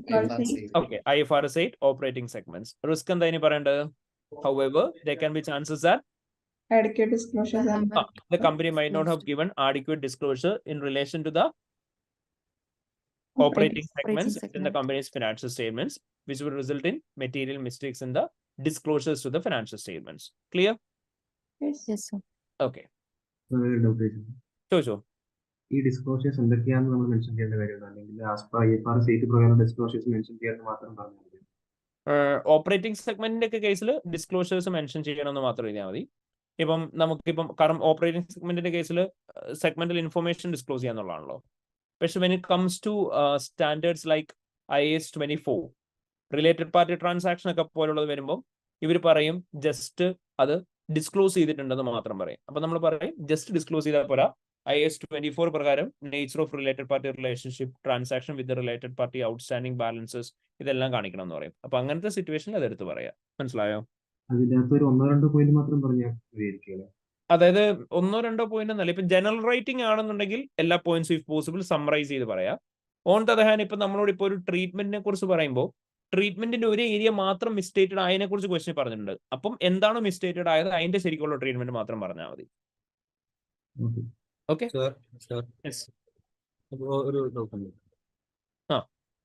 ഒരു ഡിസ്ക്ലോഷേഴ്സിലെ അതിൽ ഡിസ്ക്ലോഷേഴ്സ് കൊടുത്തിട്ടില്ലാന്നുണ്ടെങ്കിൽ അതിന്റെ ഇമ്പാക്ട് യൂസേഴ്സിന്റെ ഡിസിഷൻ അഡ്വേഴ്സലി ബാധിക്കുന്ന എഴുതാൻ പറ്റുമോ? യൂസേഴ്സിന്റെ ഡിസിഷനെ അഡ്വൈസ് ഇപ്പം ഓപ്പറേറ്റിംഗ് സെഗ്മെന്റിന്റെ അതിപ്പം say for example fundamental accounting disclosures ഒക്കെ ആണെങ്കിൽ okay, if something is relating to the company's going concern, uncertainty, അതിനെ കുറിച്ചൊക്കെയാണ് നമുക്ക് പറയാം. മനസ്സിലായോ? ഇപ്പൊ ഒരു എന്താ പറയാ ഓപ്പറേറ്റിംഗ് സെഗ്മെന്റിന്റെ ഡിസ്ക്ലോഷർ ഇൻക്ലൂഡ് ചെയ്തിട്ടില്ല എന്ന് പറഞ്ഞിട്ട് എന്ത് ചെയ്യില്ല, ഇപ്പം ഫണ്ടമെന്റൽ അക്കൗണ്ടിംഗ് ഡിസ്ക്ലോഷർ ആണെന്ന് പറയാൻ പറ്റില്ലല്ലോ. മനസ്സിലായോ? റിലേറ്റഡ് പാർട്ടിയുടെ സോറി ഗോയിങ് കൺസേണിന്റെ കേസ് ഒക്കെ ആണെങ്കിൽ പറയാം. ഓക്കെ സർ, ഇപ്പൊ നമ്മ ഈ ആൻസർ ഫ്രെയിം ചെയ്തപ്പോ ആസ് പെർ IFRS 8 എന്ന് എഴുതിയില്ലേ, അത് എഴുതണം നിർബന്ധമില്ലല്ലോ. അപ്പൊ എങ്ങനെ എഴുതേണ്ടത്? നമ്മള് ആസ് പെർ സ്റ്റാൻഡേർഡ്സ് എഴുതിയാൽ മതി, IFRS എഴുതിയാൽ മതി, അല്ലെങ്കിൽ ആസ് പെർ അക്കൗണ്ടിംഗ് സ്റ്റാൻഡേർഡ്സ് എഴുതിയാൽ മതി. ഓക്കെ ഓക്കെ ഓക്കെ സർ, ഇവിടെ അനലിറ്റിക്കൽ പ്രൊസീജിയേഴ്സ് എഴുതാൻ പറ്റുമോ? അനലിറ്റിക്കൽ പ്രൊസീജിയേഴ്സ് എഴുതാൻ പറ്റും. അതിലേക്ക് വരുവാ നമ്മൾ അതിൻ്റെ എടുത്ത് വെച്ചിരിക്കുന്നത്. ഓക്കെ, ഇവിടെ നോക്കി നമുക്ക് എന്തൊക്കെ അനലിറ്റിക്കൽ പ്രൊസീജിയേഴ്സ് ചെയ്യാൻ പറ്റുന്നത്. കമ്പനി എന്ത് ചെയ്തിട്ടുണ്ട്, കമ്പനിയുടെ റവന്യൂ കൂടിയിട്ടുണ്ട്. So try to figure out the trend between the increase in revenue and cost of sales if it's there. പക്ഷെ ഇവിടെ കോസ്റ്റ് ഓഫ് സെയിൽസ് വന്നിട്ടില്ല. അപ്പോൾ നമ്മൾ എന്ത് ചെയ്യുക, റവന്യൂവിൽ വന്നേക്കുന്ന ഇൻക്രീസിനെ കുറിച്ചിട്ട് ആദ്യമേ പറയാം. സോ നമുക്ക് വേണമെങ്കിൽ എന്ത് ചെയ്യാം, അവിടെ ഇൻക്രീസ് ഇൻ റവന്യൂവിനെ കുറിച്ച് നമുക്ക് വേണമെങ്കിൽ കുറച്ച് മുന്നേ പറഞ്ഞ റവന്യൂ അനാലിസിസിൻ്റെ അത് നമുക്ക് മെൻഷൻ ചെയ്യാം. അതർ ദാൻ ദാറ്റ് നമുക്ക് ഇവിടെ മെയിൻലി വേണ്ടത് എന്താണ്, വർക്കിംഗ് നോട്ട്സുമായിട്ട് റിലേറ്റ് ചെയ്തുള്ള കാര്യങ്ങളാണ്. So first assets relating to the stores purchased from Lakewell എന്ന് പറഞ്ഞിട്ട് പറഞ്ഞിട്ടുണ്ട്. It's 171. So we'll refer to note number 1. So to expand into new location, 20 stores were purchased from Lakewell Company, a clothing retailer, on 1st May 2015. At a cost of 171 million, Mercury Company purchased the stores using cash reserves. Lakewell Company was facing going concern problem and offered stores for sale as part of restructuring program. The stores need to be completely refitted at an estimated cost of 9 million each. Mercury Company's management has not yet decided how many of the stores will be retained for use in the business. Any which are not retained will be sold. The stores will be refitted during the period November 2015 to Jan 2016. So, നമ്മുടെ year end ഏതായിരുന്നു നമ്മളോട് പറഞ്ഞത്? It's 30th September 2015 അല്ലേ? അപ്പം നമ്മളോട് ഈ refurbishment work നടക്കും എന്ന് പറഞ്ഞേക്കുന്ന എപ്പോഴാ? Immediately after the year end ആണ്. November 2015 ടു Jan ആണ്. ആൻഡ് ഇവർ ഈ അക്യൂസിഷൻ നടത്തിയേക്കുന്നു it's within the current year അല്ലേ? മെയിലാണ് അക്യൂസിഷൻ നടത്തിയേക്കുന്നത്. നമ്മൾ വരുന്നതിന് തൊട്ട് മുന്നെയാണ് അക്യൂസിഷൻ നടത്തിയേക്കുന്നത്. It's within the current year. അപ്പോൾ അവർ 20 സ്റ്റോഴ്സ് ആണ് പർച്ചേസ് ചെയ്തേക്കുന്നത് ലേക്വെൽ എന്ന് പറഞ്ഞ അവിടുന്ന്. And it's for a cost of 171 million. അപ്പോൾ 20 സ്റ്റോഴ്സ് 171 million വാങ്ങി. ഇനി അവർ എന്ത് ചെയ്യാൻ പോവാണ്? അത് റീഫിറ്റ് ചെയ്യാൻ പോവാണ്. കാരണം ഇത് ഓൾറെഡി ഉള്ളത് എന്താണെന്ന് പറഞ്ഞു? വേറെ എന്തോ സ്റ്റോർ ആണെന്നല്ല പറഞ്ഞായിരുന്നോ? ഓക്കെ, ക്ലോത്തിങ് റീറ്റെയിലർ ആണ്. നമ്മൾ പെറ്റ് സ്റ്റോർ ആയിട്ട് അത് റീഫിറ്റ് ചെയ്യാൻ പോവാണ്. അതിന് വേണ്ടിയിട്ട് 9 million ഈച്ച് വെച്ചിട്ട് കോസ്റ്റ് വരും എന്ന് പറഞ്ഞു. അപ്പോൾ കോസ്റ്റ് എത്രയാണ് നമ്മുടെ മൊത്തം വരിക? കോസ്റ്റ് എത്ര വരിക? 9 million വെച്ചിട്ടാണ് പെർ യൂണിറ്റിൽ നമുക്ക് വരിക. Into we have 20 stores. അപ്പൊ എത്ര വരിക? 180. ഇറ്റ്സ് 180 million അല്ലേ? ഓക്കെ, പറ എന്താ business risk? What will be the business risk in this scenario? Cash flow difficulties. Sorry? Cash reserve എടുക്കണം. അപ്പോൾ ലിക്വിഡിറ്റി ചാൻസ് ഉണ്ട്. ഓക്കെ, ക്യാഷ് നമുക്ക് വേണ്ടതായിട്ട് വരും. സോ ലിക്വിഡിറ്റി ഇഷ്യൂസ് ഉണ്ടാവാൻ ചാൻസ് ഉണ്ട്. Okay, fine. നിങ്ങൾ സിനാരിയോക്കകത്തുള്ള കാര്യങ്ങൾ നോക്കിയിട്ട് പറഞ്ഞോ. കമ്പനി എന്നത്തേക്ക് റീഫർബിഷ്മെന്റ് നടത്തുമെന്ന് പറഞ്ഞേക്കുന്നത് വിത്തിൻ ദ നെക്സ്റ്റ് 6 months ആണ് അല്ലേ? അല്ല, 6 months ഇല്ല, November, December, January 3 മാസത്തിനുള്ളിലാണ് full refurbishment ചെയ്യും. അല്ലെ, റീഫർബിഷ്മെന്റ് ചെയ്യാൻ പറ്റാത്തൊക്കെ അവർ വിൽക്കും എന്ന് പറഞ്ഞേക്കുന്നത്. ഓൾ പോസിബിൾ അസംഷൻസ് പറ. റീഫിറ്റ് ചെയ്താലും അവിടെ പ്രതീക്ഷിക്കുന്ന റിട്ടേൺ അതിനെ കിട്ടാൻ ചാൻസ് ഉണ്ടോന്ന് അറിയില്ലല്ലോ. റീഫിറ്റ് ചെയ്ത് കഴിഞ്ഞാലും ആ സ്റ്റോറിയിൽ നിന്ന് നമ്മൾ എക്സ്പെക്ട് ചെയ്യുന്ന റിട്ടേൺ കിട്ടാൻ ചാൻസ് ഉണ്ടോ എന്ന് അറിയില്ല. കിട്ടിയില്ലെങ്കിൽ എന്ത് പറ്റും? എക്സിസ്റ്റിംഗ് ബിസിനസിനെ അവർ നോക്കും ചെയ്തിട്ടില്ല എന്നുണ്ടെങ്കിൽ ഓക്കെ, അതായത് അവർക്ക് ക്യാഷ് ഫ്ലോ ഡിഫിക്കൽട്ടീസ് ഉണ്ടായി കഴിഞ്ഞാൽ അവർക്ക് എന്ത് ചെയ്യാൻ പറ്റാണ്ട് വരും? എക്സിസ്റ്റിംഗ് ബിസിനസിനെയും അത് അഫക്ട് ചെയ്യും. ശരിയല്ലേ? ഓക്കെ, അതായത് മക്കളെ നമ്മൾ പഠിച്ചിട്ടുള്ളതാണ് അല്ലെ, നമ്മൾ ഓൾറെഡി ക്ലാസ് ഡിസ്കസ് ചെയ്തിട്ടുള്ളതാണ് ഈ സിമിലർ റിസ്ക് അല്ലേ? നമ്മുടെ നോട്ട്സിൽ തന്നെ നമ്മൾ തന്നിട്ടുള്ള കാര്യമാണിത്. അതായത് when a company is going on for diversification or for rapid growth, അവിടെ ഓട്ടോമാറ്റിക്കലി ഉണ്ടാവാൻ ചാൻസ് ഉള്ള റിസ്ക് എന്താണ് നമ്മൾ പറഞ്ഞിട്ടുള്ളത്? When a company is expanding rapidly, they will not be able to properly focus on their current business. അപ്പം അവിടെ proper ആയിട്ടുള്ള രീതിയിൽ കസ്റ്റമേഴ്സിന് നമുക്ക് വെൽഫെയർ ചെയ്യാൻ പറ്റിയിട്ടില്ല എന്നുണ്ടെങ്കിലോ, അല്ലെങ്കിൽ നമ്മൾ എന്തൊക്കെയാണോ നമ്മുടെ ബിസിനസിൻ്റെ അകത്ത് നോക്കിക്കൊണ്ടിരുന്ന നമ്മുടെ ക്രിട്ടിക്കൽ സക്സസ് ഫാക്ടേഴ്സ് അതിന് മേലെ എംഫസൈസ് ചെയ്തിട്ടില്ല എന്നുണ്ടെങ്കിലോ, ന്യൂ ബിസിനസ്സും അഫക്റ്റഡ് ആവും, എക്സിസ്റ്റിംഗ് ബിസിനസ്സും അഫക്റ്റഡ് ആവും. So you can mention that. രണ്ടാമത് നമുക്ക് പറയാൻ പറ്റുന്ന കാര്യം, already we had made an investment of 171 million അല്ലേ? അതിനെ ബേസ് ചെയ്ത് പറ എന്തായിരിക്കും റിസ്ക് ഉണ്ടാവുക? നമ്മൾ ഡിസ്കസ് ചെയ്തിട്ടുള്ള നേരത്തെ എന്തായിരുന്നു?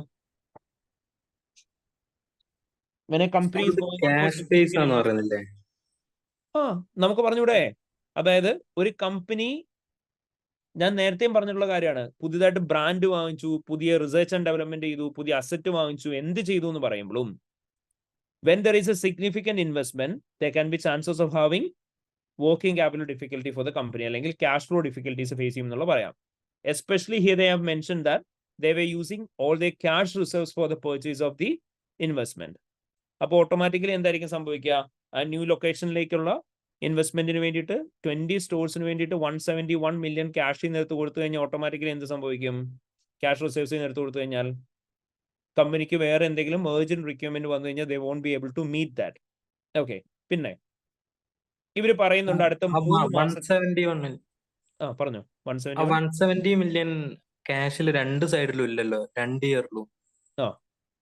അത് അവർ വേറെ റിസർവ് ആയിട്ട് കാണിച്ചിട്ടുണ്ടാവുന്നുണ്ടാവാം.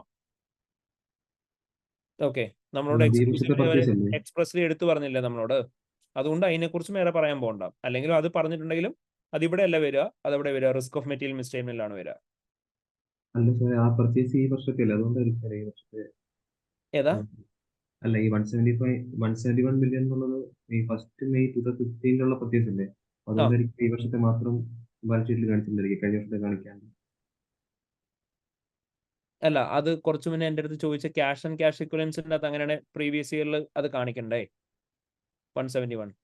അതായത് അത് ക്യാഷ് ആയിട്ട് ഇരിപ്പുണ്ടായിരുന്നുണ്ടെങ്കിൽ കഴിഞ്ഞ വർഷത്തെ ഫിനാൻഷ്യൽസിൽ കാണിക്കണമല്ലോ, അതാണ് ഉദ്ദേശിച്ചത്, അതാ ചോദിച്ചത്. ഓക്കെ, അതിന് മേലെ എംഫസൈസ് ചെയ്യണ്ട, ഈ പോയിന്റ് തന്നെ കണ്ടിന്യൂ ചെയ്തു. വേറെന്താ ഇഷ്യൂ?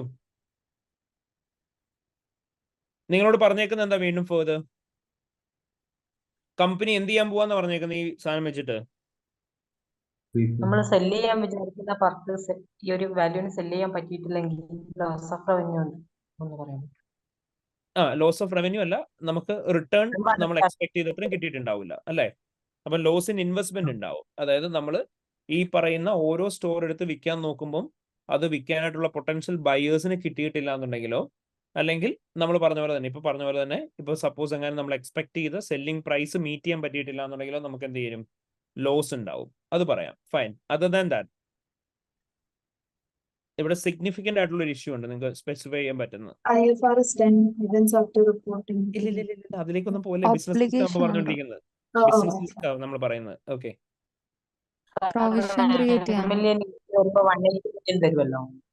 സോറി, കമ്പനി 180 മില്യൺ വേണമല്ലോ എക്സ്ട്രാ ഇതിന് 20 സ്റ്റോറിന് 9 മില്യൺ വെച്ചിട്ട്. അതെ. ക്യാഷ് ബാലൻസ് ആകെ 46 മില്യണേ ഉള്ളൂ. Good. So that is the one which we were yet to discuss. നമ്മളിവിടെ പ്രൊവിഷന്റെ case, events after reporting period ഇതൊന്നും പറയണ്ട. ബിക്കോസ് എന്താണ്, we are not discussing about the things that affect the financials. നമ്മൾ പറയുന്ന ബിസിനസ് റിസ്ക് മാത്രമാണ്. അവിടെ ഇതൊന്നും വരില്ല. അവിടെ വരുന്ന വാലിഡ് പോയിന്റ് ഏതാ? ഇപ്പൊ നമ്മൾ പറഞ്ഞത് they have 20 stores in hand and they require 9 million each for the refitment, and out of which the company is having only 36 cash and cash equivalents within their company for the whole company.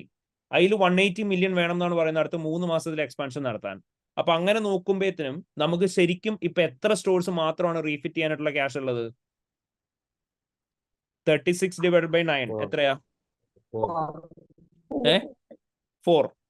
4 ആണെങ്കിൽ approximately നമുക്ക് 4 എണ്ണം മാത്രമാണ് ചെയ്യാനായിട്ട് പറ്റുക, ശരിയല്ലേ? Okay, so ബാക്കി നമുക്ക് ചെയ്യാനായിട്ട് പറ്റുമോ? ഇല്ല. And what if we have spent the total cash and cash equivalents of 36 million for the investment, കമ്പനിക്ക് വർക്കിംഗ് ക്യാപിറ്റൽ റിക്വയർമെന്റ്സ് മീറ്റ് ചെയ്യാൻ പറ്റുമോ? ഇല്ല. അപ്പൊ ഇതെല്ലാം കൂടെയാണ് നിങ്ങൾ പറയേണ്ടത്. മനസ്സിലായോ? ക്ലിയർ ആയോ? ഓക്കെ, വീണ്ടും ഫർദർ അവിടെ എക്സ്പ്ലെയിൻ ചെയ്ത് പോവാം. നിങ്ങൾ എന്ത് പറയാ? ആൻഡ് കമ്പനിക്ക് ഒരേ ഒരു ഓപ്ഷൻ മാത്രമേ ഉണ്ടാവുള്ളൂ ഫർദർ ഇൻവെസ്റ്റ്മെന്റ് ചെയ്യണം എന്നുണ്ടെങ്കിൽ. എന്തായിരിക്കും? either they need to take a bank loan or അവർ ഷെയർസ് റേസ് ചെയ്യണം. ബട്ട് ബാങ്ക് ലോൺ എടുക്കണം എന്നുണ്ടെങ്കിൽ ഓൾറെഡി അവരുടെ ബാങ്ക് ലോൺ എന്ത് ചെയ്തിട്ടുണ്ട്? സിഗ്നിഫിക്കൻ്റ്ലി കൂടിയിട്ടുണ്ട്. ഇനിയും അതുപോലെ തന്നെ കറണ്ട് ഇയർ ഗിയറിംഗും കൂടിയിട്ടുണ്ട്. ഇനിയും ലോൺ എടുത്തു കഴിഞ്ഞാൽ എന്ത് സംഭവിക്കും? വീണ്ടും ഫർദർ ലോൺ കൂടും. ഫർദർ ലോൺ കൂടിക്കഴിഞ്ഞാൽ എക്സിസ്റ്റിംഗ് ലോൺ കോവനൻസ് ബ്രീച്ച് ആവാൻ ചാൻസ് ഉണ്ട്. സ്ഥിരം പറയാറുള്ള പോയിന്റ് ഇല്ല നമ്മള്. സോ ടോട്ടൽ ലോൺ എന്ത് ചെയ്യേണ്ടി വരും? ഓൾറെഡി ഉള്ളതും കൂടെ തിരിച്ചടക്കേണ്ടതായിട്ട് വരും. സോ കമ്പനിക്ക് കറന്റ് അതിനുള്ള കേപ്പബിലിറ്റി ഇല്ല. കമ്പനി അൺസർട്ടനിറ്റി ഫേസ് ചെയ്യും. ക്ലിയർ ആയോ? Is that clear everyone? So that's a business risk there. So onwards അത് എക്സ്പ്ലെയിൻ ചെയ്യാം കേട്ടോ. മനസ്സിലായോ എല്ലാവർക്കും? Yes, sir. Okay. So what will be the risk of material misstatement here? Risk of material misstatement എന്താ ഇവിടെ? Provision create ചെയ്യണം. So seriously ഇവിടെ ഒരു നോൺ അഡ്ജസ്റ്റിംഗ് ഇവന്റ് ആയിട്ടുണ്ടോ? ഇല്ല, because it's just a plan അല്ലേ? അവർ already they have done an investment and അവർ പ്ലാൻ ചെയ്യാണ് അടുത്ത വർഷം നമുക്ക് ഇതിന്റെ മേലെ കുറെ കൂടെ കാശ് മുടക്കണം എന്ന്. It's nothing that affects the financial reporting as of now. അതുകൊണ്ട് തന്നെ അവിടെ IAS 10 ട്രീറ്റ്മെന്റിനെ കുറിച്ച് മെൻഷൻ ചെയ്യണം നിർബന്ധമില്ല. ചെയ്യണമെന്ന് നിർബന്ധമില്ല എന്നല്ല, ചെയ്യണ്ട. പിന്നെ other than that basic treatment നിങ്ങൾ പറയും. സെയിൽസ് നടക്കാത്ത ഈ സ്റ്റോഴ്സിന് അവർക്ക് ഹെൽഡ് ഫോർ സെയിലോ അങ്ങനെ എന്തെങ്കിലും ആയിട്ട് കാണിക്കേണ്ടി വരും. അത് കാണിച്ചിട്ടുണ്ടാവില്ല. ഓക്കെ, നേരെ തിരിച്ച് അല്ലേ, സെയിൽ നടക്കാൻ സാധ്യതയുള്ളതിനെ നമ്മൾ എന്താ പറയേണ്ടത്? The company have invested in 20 stores at a cost of 171 million. And there can be chances that the company might have treated the total 171 million as PPE for the company. But as we know, the company is planning to retain only some of the stores and they are planning to dispose of rest. So company ഏതൊക്കെയാണോ dispose ചെയ്യാനായിട്ട് plan ചെയ്യുന്നത് അതിനെ company എങ്ങനെ treat ചെയ്യേണ്ടത്? Within 1 ഇയറിനുള്ളിൽ dispose ചെയ്യുന്നുണ്ടെങ്കിൽ company എങ്ങനെയായിരിക്കും treat ചെയ്യേണ്ടത്? IFRS 5 non current asset held for sale ആയിട്ട് വേണം ട്രീറ്റ് ചെയ്യാനായിട്ട്. അതിന്റെ ട്രീറ്റ്മെന്റ് പറയാ. അതായത് ഏതൊക്കെ സിറ്റുവേഷനിൽ നമ്മൾ non current asset held for sale ആയിട്ട് ട്രീറ്റ് ചെയ്യേണ്ടത്? കമ്പനിക്ക് എന്തുണ്ടാവണം? ക്രൈറ്റീരിയസ് പറ. ഓക്കെ, പ്രോബബിൾ സെയിൽ ആയിരിക്കണം. കമ്പനി ആക്റ്റീവ്ലി എന്ത് ചെയ്യുന്നുണ്ടാവണം? പ്രൊഡക്റ്റ് സെല് ചെയ്യാൻ, അസറ്റ് സെല് ചെയ്യാൻ വേണ്ടിയിട്ടുള്ള ആക്ഷൻസ് എടുക്കുന്നുണ്ടാവണം. ദെൻ വിത്തിൻ നെക്സ്റ്റ് 12 മന്തിനുള്ളിൽ സെയിൽ നടക്കണം. ആക്റ്റീവ് ബയറിനെ ലൊക്കേറ്റ് ചെയ്യാൻ വേണ്ടിയിട്ടുള്ള കാര്യങ്ങൾ ചെയ്തിട്ടുണ്ടാവണം. അതുപോലെ തന്നെ ഈ സെയില് പിന്നീട് അവർ കോൾ ബാക്ക് ചെയ്യാനും പാടില്ല. ഈ കണ്ടീഷൻസ് മീറ്റ് ചെയ്താൽ അവർ എന്ത് ചെയ്യുക? IFRS 5 പ്രകാരം non current asset held for sale ആയിട്ട് വേണം ട്രീറ്റ് ചെയ്യാനായിട്ട്. ആൻഡ് അവിടെ നമ്മൾ ട്രീറ്റ് ചെയ്യുന്നത് എങ്ങനെയായിരിക്കും? ഫെയർ വാല്യൂലെസ് കോസ്റ്റ് സെല്ല് വേണം കാണിക്കാനായിട്ട്. അവിടെ ഉണ്ടാവാൻ ചാൻസ് ഉള്ള റിസ്ക് എന്തായിരിക്കും? കമ്പനി മൊത്തം അസറ്റിനെ എന്തായിട്ട് ട്രീറ്റ് ചെയ്തിട്ടുണ്ടാവും? PP ആയിട്ട് ട്രീറ്റ് ചെയ്തിട്ടുണ്ടാവും. സോ ഓട്ടോമാറ്റിക്കലി ഫിനാൻഷ്യൽ സ്റ്റേറ്റ്മെന്റ്സിന് അത് മിസ്ക്ലാസിഫിക്കേഷൻ ഉണ്ടാവും. ഫർദർ നിങ്ങൾക്ക് പറയാം, ഈ IFRS 15 ക്രൈറ്റീരിയ മീറ്റ് ചെയ്തിട്ടില്ല, IFRS 5 ക്രൈറ്റീരിയ മീറ്റ് ചെയ്തിട്ടില്ല, കമ്പനിയുടെ ഒരു ലേറ്റർ ഓൺ ഡേറ്റിലാണ് ഇതിനെ ഡിസ്പോസ് ചെയ്യാനായിട്ട് പ്ലാൻ ചെയ്യുന്നത്. അങ്ങനെയാണെന്നുണ്ടെങ്കിൽ കമ്പനി അതുവരെ കോൺട്രാക്ച്വൽ ക്യാഷ് ഫ്ലോസ് ഇതിൽ നിന്ന് കളക്ട് ചെയ്യായിരിക്കും ചെയ്യുക. അപ്പം അതിനെ എങ്ങനെ വേണം ട്രീറ്റ് ചെയ്യാൻ? കണ്ടിജന്റ് അസറ്റോ എങ്ങനെ ട്രീറ്റ് ചെയ്യേണ്ടത്? ഇൻവെസ്റ്റ്മെന്റ് പ്രോപ്പർട്ടി എന്ന് പറഞ്ഞ സാധനത്തെ കുറിച്ച് കേട്ടിട്ടുണ്ടോ? IAS 40 contractual cash flows collect ചെയ്യുകയാണെന്നുണ്ടെങ്കിൽ നമ്മൾ ഇൻവെസ്റ്റ്മെന്റ് പ്രോപ്പർട്ടി ആയിട്ട് വേണ്ടി ട്രീറ്റ് ചെയ്യാനായിട്ട്. ഓക്കെ, അവിടെ ഉണ്ടാവാൻ ചാൻസ് ഉള്ള റിസ്ക് എന്തായിരിക്കും? കമ്പനി അപ്രോപ്രിയറ്റ്ലി അതും കൺസിഡർ ചെയ്തിട്ടുണ്ടാവില്ല. ക്ലിയർ ആയോ? ക്ലിയർ ആയോ? സോറി,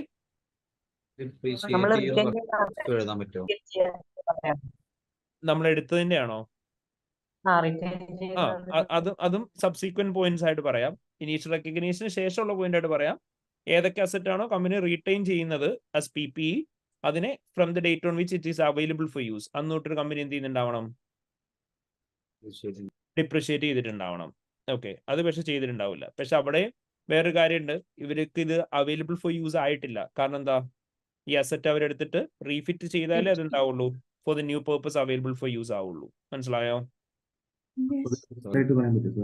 സോറി, അല്ല, അപ്പം ആ സിറ്റുവേഷൻ റിസ്ക് ആയിട്ട് പറയാൻ പറ്റും. ആ സിറ്റുവേഷനിൽ അപ്പൊ അത് റിസ്ക് ആയിട്ട് വരില്ല. അതുകൊണ്ടാണ് ഞാൻ ആഡ് ഓൺ ആയിട്ട് പറഞ്ഞത്. മനസ്സിലായോ?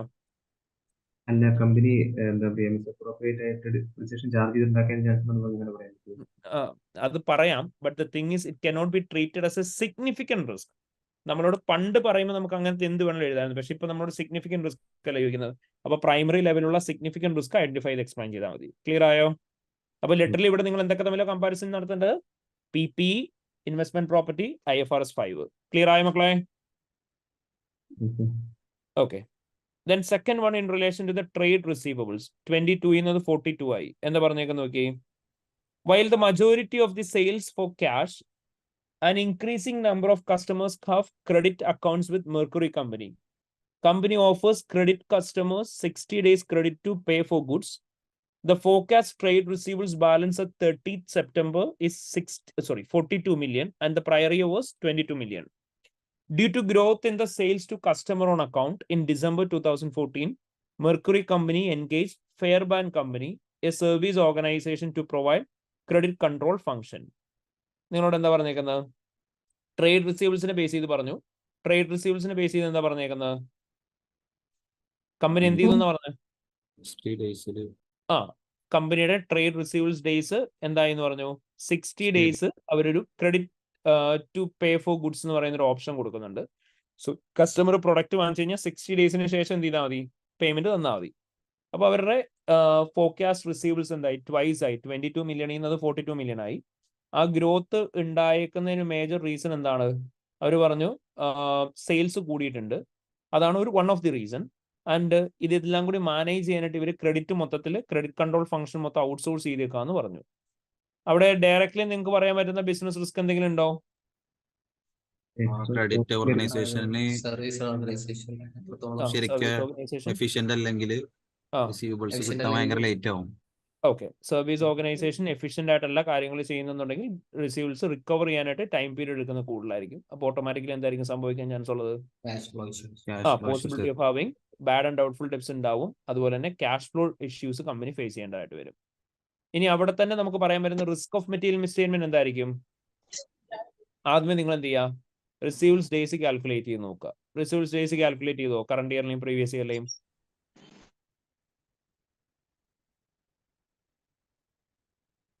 ഒന്ന് കാൽക്കുലേറ്റ് ചെയ്ത് നോക്കിയേ current ഇയറിലെയും previous ഇയറിലെയും receives days.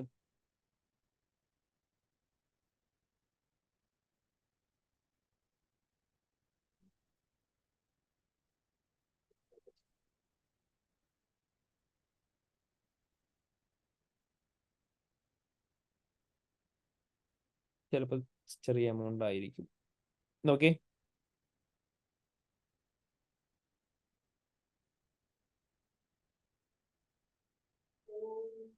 Appropriately കിട്ടിയോ? എത്രയാ? 90 ആണോ?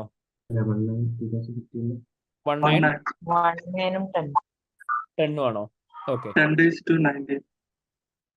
Okay fine. അപ്പൊ നിങ്ങൾക്ക് അവിടെ എന്താ പറയാൻ പറ്റുക?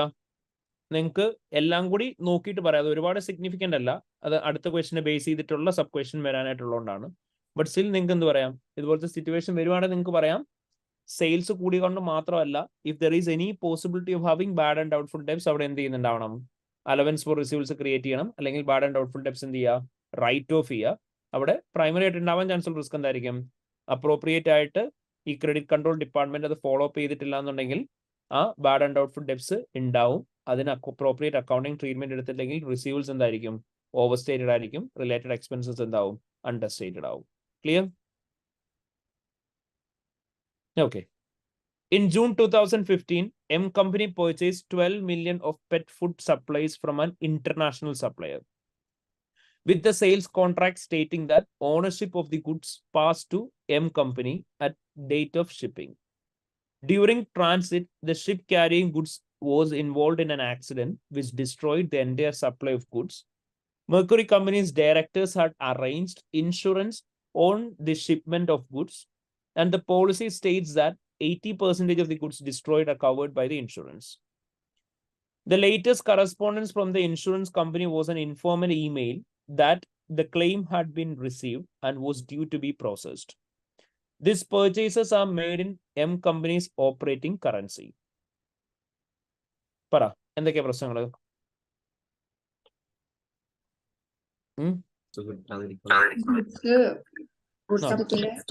ടൈമിൽ ഡെലിവറി നടത്തിയിട്ടില്ലെങ്കിൽ കസ്റ്റമർ ഡിസാറ്റിസ്ഫാക്ഷൻ. Okay fine. അത് ആഡ് ഓൺ ആയിട്ട് നമുക്ക് ഇനിയും പറഞ്ഞൂടെ? ഇവിടെ സിനാരിയോയിൽ പറഞ്ഞേക്കുന്ന ഡേറ്റ കൊണ്ട് വെച്ചിട്ട് പറയാം. അതായത് ബേസിക് ആയിട്ട് പ്രൈമറി ബിസിനസ് റിസ്ക് എന്തായിരിക്കും പറയുന്നുണ്ടാവുക? It's an international supplier. അതാണ് പ്രൈമറി ബിസിനസ് റിസ്ക്. ശരിയല്ലേ? സോ അവിടെ ഒരു ഇന്റർനാഷണൽ സപ്ലയർ ആണ്. നമ്മളോട് പറഞ്ഞു എം കമ്പനി ഇപ്പം ഇൻവോൾവ് ചെയ്തേക്കുന്ന ഒരു ഇന്റർനാഷണൽ സപ്ലയറുമായിട്ടുള്ള കോൺട്രാക്റ്റിനെ ബേസ് ചെയ്തിട്ടാണ് പെറ്റ് ഫുഡ്സ് എല്ലാം ഈ ഇന്റർനാഷണൽ സപ്ലയർ ആണ് ഡെലിവറി ചെയ്യുന്നതെന്ന് പറഞ്ഞു.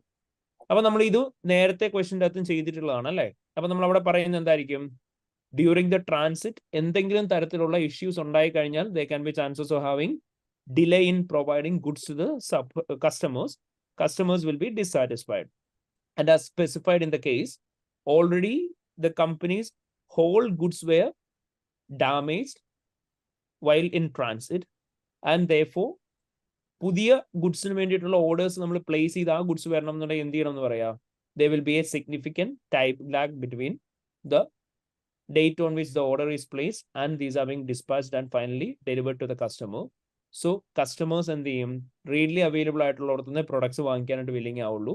സോ പുതിയ കോൺട്രാക്ട്സ് കസ്റ്റമേഴ്സ് നമ്മളുമായിട്ട് സൈൻ അപ്പ് ചെയ്യാനായിട്ടുള്ള ചാൻസ് കുറവാണെന്ന് പറയാം. ആഡിങ് ടു ദാറ്റ് വേറെ എന്താ നമുക്ക് പറയാൻ പറ്റുന്നത്? transportation cost. Okay, you can mention that when we import goods from a foreign supplier, the transportation cost associated with the purchase of goods will be significantly high. So automatically it might affect the profitability of the company. Good. Pinay. Veranda. Veranda. Insurance കിട്ടാനുള്ള time insurance കിട്ടാനുള്ള ടൈമും മറ്റൊരു പോസിബിലിറ്റിനെ കുറിച്ച് നമുക്ക് പറയാം. വേറെ എന്തായിരിക്കും? Insurance കിട്ടിയിട്ടില്ലെങ്കിലും കിട്ടുമെന്ന് നമ്മളോട് പറഞ്ഞോ?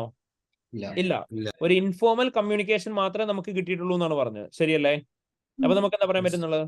നിങ്ങൾക്ക് പറയാം, കമ്പനിയുടെ ടോട്ടൽ 12 മില്യന്റെ പെറ്റ് ഫുഡ്സ് ആണ് ഡാമേജ് ആയേക്കുന്നത്. ആൻഡ് ഒരു ഇൻഫോർമൽ കമ്മ്യൂണിക്കേഷൻ മാത്രമേ ആസ് ഓഫ് നൗ കിട്ടിയിട്ടുള്ളൂ, that the amount will be paid by the insurance agency. So if there is any possibility that the company might not receive the insurance from the insurance agency, in that case company ki significant loss undavum. In addition to which, there can also be chances that there will be significant time lag for getting the insurance payment from the insurance agency. In that case also the company might face cash flow difficulties. Clear? Yes. Ini ഇവിടെ നമുക്ക് പറയാൻ പറ്റുന്ന risk of material മിസ്സ്റ്റേറ്റ്മെന്റ്സ് എന്തായിരിക്കും? Right of way ഉണ്ട്. അതായത് treatment of goods in transit പറയാം. ശരിയല്ലേ? Okay, goods in ട്രാൻസിറ്റിന്റെ treatment എന്താ പറയാൻ പറ്റുക? ഗുഡ്സ് ഇൻ ട്രാൻസിറ്റ് ആയിരിക്കുമ്പോൾ നമ്മുടെ ട്രീറ്റ്മെന്റ് എന്തായിരിക്കണം?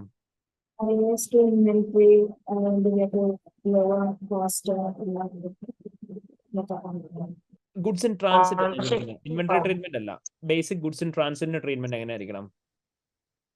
ഒരു കമ്പനി ഗുഡ്സ് പർച്ചേസ് ചെയ്യുന്ന സമയത്ത് നമ്മൾ എന്ത് നോക്കുക? റിസ്ക് ആൻഡ് റിവാർഡ് എപ്പോഴാണ് ട്രാൻസ്ഫർ ആവുന്നത് നോക്കണം. ഓൺ പർച്ചേസ് തന്നെ നമുക്ക് ഓണർഷിപ്പ് ട്രാൻസ്ഫർ ആയിട്ടുണ്ട് എന്നുണ്ടെങ്കിൽ അത് ആരുടെ ഇൻവെന്ററി ആയിട്ടായിരിക്കും അക്കൗണ്ട് ചെയ്തിട്ടുണ്ടാവുക? കമ്പനിയുടെ ഇൻവെന്ററി ആയിട്ട് അത് റെക്കോർഡ് ചെയ്തിട്ടുണ്ടാവും. പർച്ചേസും പേബിൾസും കാണിച്ചിട്ടുണ്ടാവും.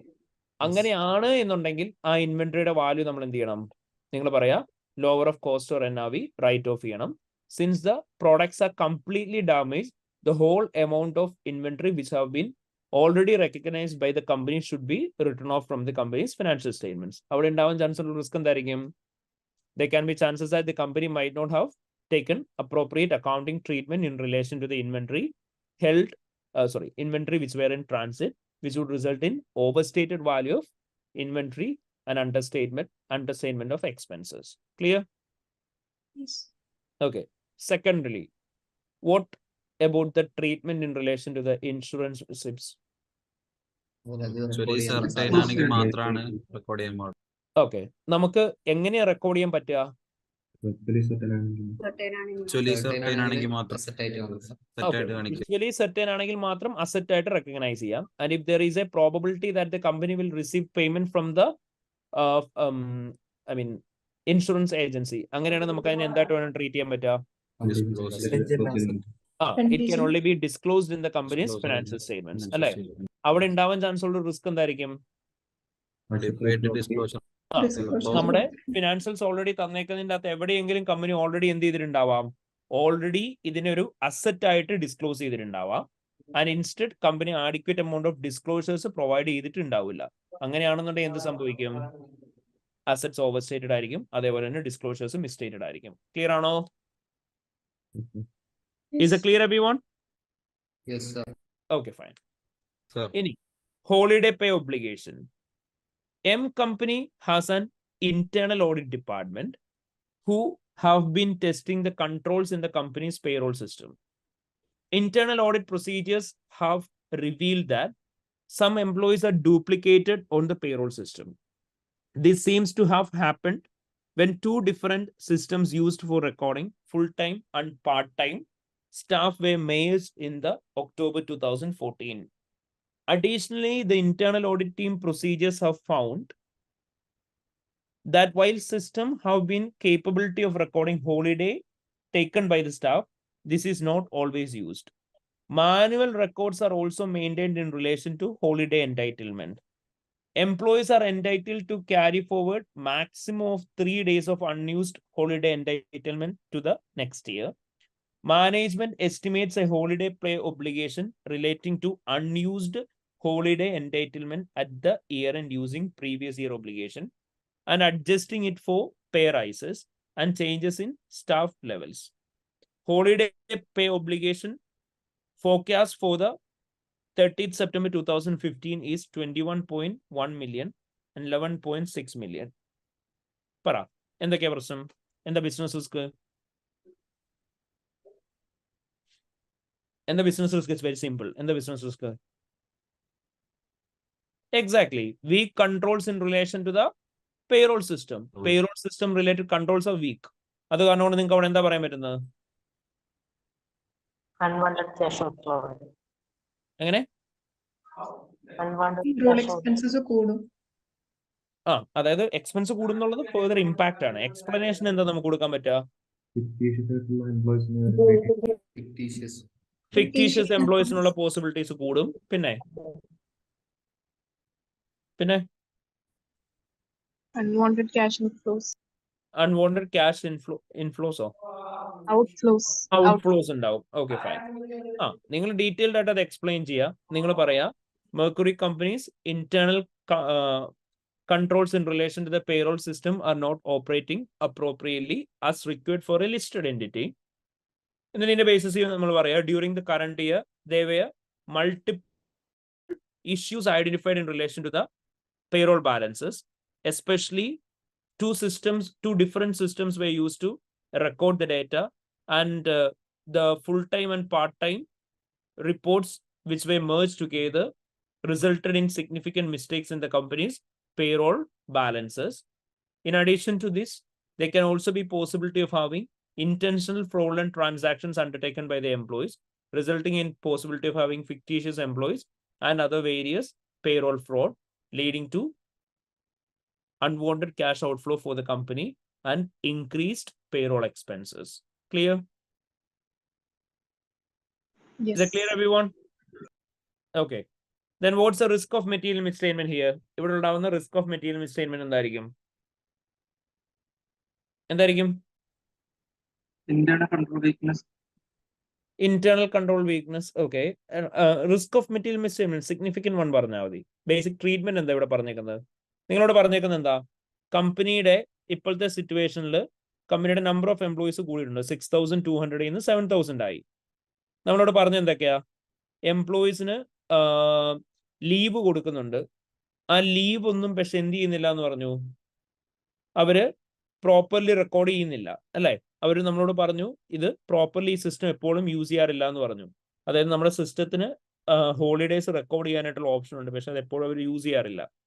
എംപ്ലോയീസിന് 3 days വരെ അൺയൂസ്ഡ് ആയിട്ട് കിടക്കുന്ന ഹോളിഡേ എൻടൈറ്റിൽമെന്റ് നെക്സ്റ്റ് ഇയറിലേക്ക് ട്രാൻസ്ഫർ ചെയ്യാമെന്ന് പറഞ്ഞു. അതിന്റെ ബേസിസിലുള്ള ഹോളിഡേ പേ ഒബ്ലിഗേഷൻ ആണ് ഈ പറഞ്ഞേക്കുന്ന 21 million. പ്രീവിയസ് ഇയറിൽ 11.6 million ഉണ്ടായിരുന്നുള്ളൂ. ഇപ്പൊ ഓൾമോസ്റ്റ് ട്വൈസ് ആയി. ഓക്കെ, അതിനെ ബേസ് ചെയ്ത് നിങ്ങൾ പറയും എന്താ ഇഷ്യൂ ഉണ്ടാവുന്ന ഇവിടെ? എന്തായിരിക്കും?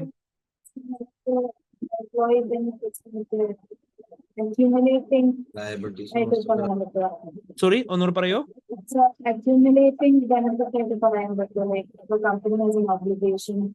ഡെഫിനറ്റ്ലി പറയാം. പറഞ്ഞോ, ഏതാ സ്റ്റാൻഡേർഡ്? ഏതാ?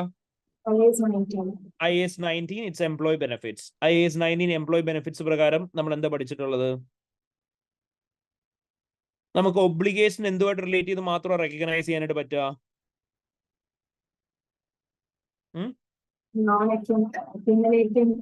അക്യുമുലേറ്റിംഗ് ഐറ്റംസുമായിട്ട് റിലേറ്റ് ചെയ്തുള്ള മാത്രമാണ്. ഇവിടെ ഉണ്ടാവാൻ ചാൻസ് ഉള്ള റിസ്ക് എന്തായിരിക്കും? കമ്പനി അക്യുമുലേറ്റിംഗിനും നോൺ അക്യുമുലേറ്റിംഗും എല്ലാം കൺസിഡർ ചെയ്തിട്ടുണ്ടാവും ഒബ്ലിഗേഷൻ കാൽക്കുലേറ്റ് ചെയ്യുന്ന സമയത്ത്, ശരിയല്ലേ? അപ്പോൾ ഓട്ടോമാറ്റിക്കലി എന്ത് സംഭവിക്കും? ഇൻകറക്റ്റ് ആയിട്ടുള്ള എംപ്ലോയി ബെനിഫിറ്റ്സ് ആയിരിക്കും റെക്കഗ്നൈസ് ചെയ്തിട്ടുണ്ടാവുക, ശരിയല്ലേ? Okay. In addition to that, general ആയിട്ടുള്ള വളരെ സിമ്പിൾ സാധനം തന്നെ നിങ്ങൾ പറയാ. ഇപ്പം അത് സെക്കൻഡറി ആയിട്ട് പറഞ്ഞാലും മതി. IAS 19 കാര്യം അതിലും ഏറ്റവും സിമ്പിൾ ആയിട്ട് നിങ്ങൾക്ക് പറയാൻ പറ്റുന്ന എന്താ? നിങ്ങൾ പറയാ ഡ്യൂറിംഗ് ദ കറണ്ട് ഇയർ കമ്പനിയുടെ 11.6 million നിന്ന് 21.1 million ആയി. കമ്പനിക്ക് പ്രോപ്പർ ഇന്റേണൽ കൺട്രോൾ സിസ്റ്റം ഉണ്ട് സ്റ്റാഫ് ഹോളിഡേയ്സ് റെക്കോർഡ് ചെയ്യാൻ. ബട്ട് കമ്പനി എന്ത് ചെയ്യുന്നില്ല, അത് കറക്റ്റ്ലി റെക്കോർഡ് ചെയ്ത് പോകുന്നില്ല. സോ എംപ്ലോയീസിന് ഇല്ലാത്ത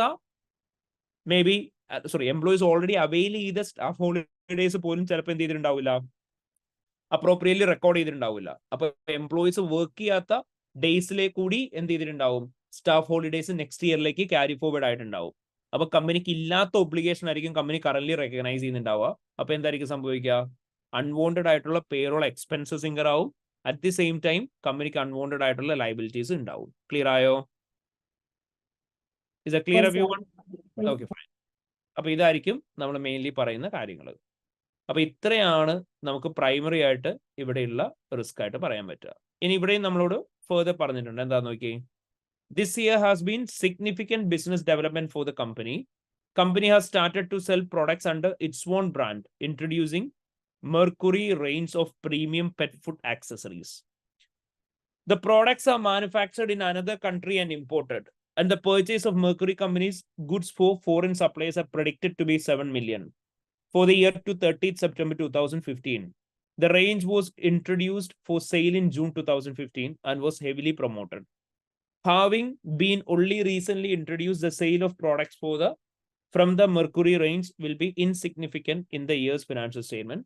However, projections in the management accounts indicate that Mercury's range is expected to account for 30% of the revenue in the financial year.